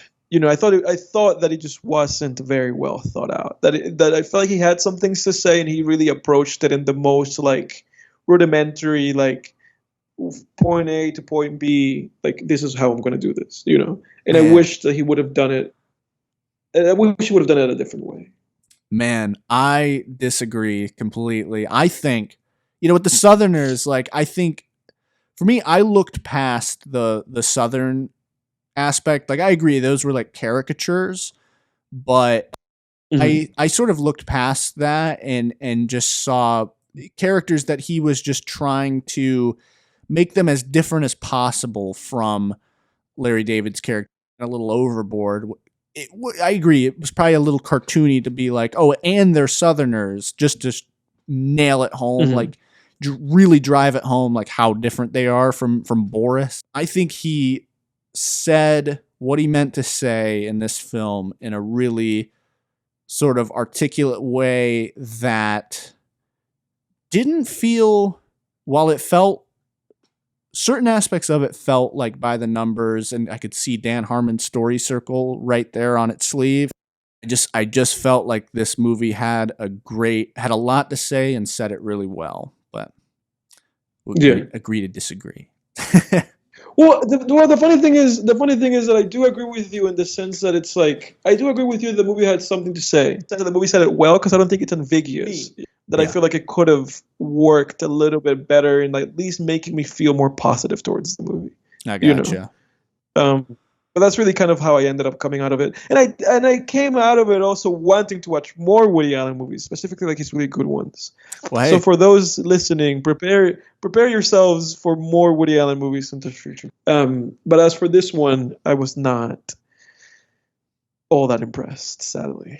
I gotcha. Well, hey, if that's what I too want to watch more Woody Allen films now. So if that's where we can have common ground on, then so be it, And that's a big reason, dude, honestly, like a big reason, just kind of a love letter to our listeners here. Like a huge reason that I love doing this podcast is just to inspire listeners to just films that they haven't listened to, more books that they haven't read, et cetera, so it's like, if something can do that at the very least, by all means, so if that's where we find common ground, I say this pick was a success and great pick, Edward. Yeah. Well, dude, because ultimately that's really what it is, isn't it? And for me, it's also kind of just going back to our college years when we're just fucking watching movies every day, and like every day, it will just alternate days. This is what this podcast is, but on a weekly basis instead of an everyday basis, And obviously, throughout that time, you and I we always watch kind of movies that we knew for a fact were good. And obviously movies that we were kind of just testing. We're like, okay, let's see what this is about, you know. And this was one of those. This is me taking a risk. And I'm glad that it worked out for you, and I'm sad that it didn't work out for me. So I was really excited. Your risk paid off for me. For you. Yeah, it didn't pay off for me. Awesome. What would you give this movie? Either a strong 8 or a light 9, sir. Really? Wow. So it really fucking worked out for your ass. Look at that, dude. I liked it. I would give this movie a 5 out of 10. Just straight up, just 5. Just 5 out of 10. Had some stuff that worked, had some stuff that didn't work. Was not that pleased about it, but I saw the effort, and I congratulate Larry because obviously he tried. Yeah. At the beginning, the monologue at the beginning went on for so long that I was like, he has to be reading cue cards off screen. They have to be holding shit. There's no way. A guy whose show is completely improvised, there's no way he's fucking reading all this fucking dialogue. Oh, yeah. Oh, dude, I thought the same thing. Yeah. Great pick, man. Thank you for picking that. Do you have something for next week? Not as of right now. Next week's interesting. I'm going to be on vacation. So everyone listening, just hang tight. We'll see if we'll be around next week. We'll try to let you guys know as soon as we can. But yeah. So we'll see. If we're not around next week, it's because we're on strike. We're supporting the writer's strike, which funnily enough, Deadpool is not shooting anymore because they're on strike. So every single movie that is a union movie, it's not being shot anymore. Yeah, they put Deadpool on hold. So we're going to have to wait for Hugh versus Deadpool. Yep. And we'll also have to wait for the return of Homelander and the boys. But you know what? Listen, we got 100 years of cinema behind us. Guys, go watch some classics. Yeah, go watch some movies. We got 100 years of cinema in the rearview mirror. We got plenty to watch in the meantime. So, absolutely, let those writers make a living. Absolutely, 100%. I couldn't support what you just said more, dude. Like, absolutely. Everybody, I think that's it for us. We'll update you guys on what's going on next week. Thanks, guys. Hang like on and tight. Subscribe. Please do. Yeah, we didn't say that this episode. Like and subscribe to the channel and turn on the notifications. Yeah, and we're also on Apple Podcasts. Link in the description for that. So you can go subscribe on Apple and leave us a review. Give us those stars, baby. The more stars, the better. Wink, wink. Yeah, please do. Yeah, absolutely. Yeah, that stuff's gonna be in the description, like Jake said. We'll do better at saying this at the very beginning of the podcast. We're learning. But if there's anything that I really want the audience to do, like always, just leave a comment. Tell us who you agree with, what you thought of this movie. Was this a good pick? Was this a bad pick? Tell us what you thought about our stories in this podcast, and give us some ideas if you want to about stuff that we could talk to in the future. Yeah. Thank you very much for listening. Yep. Thanks, everybody. All right. And we are out until next Film Tangents. Sweet.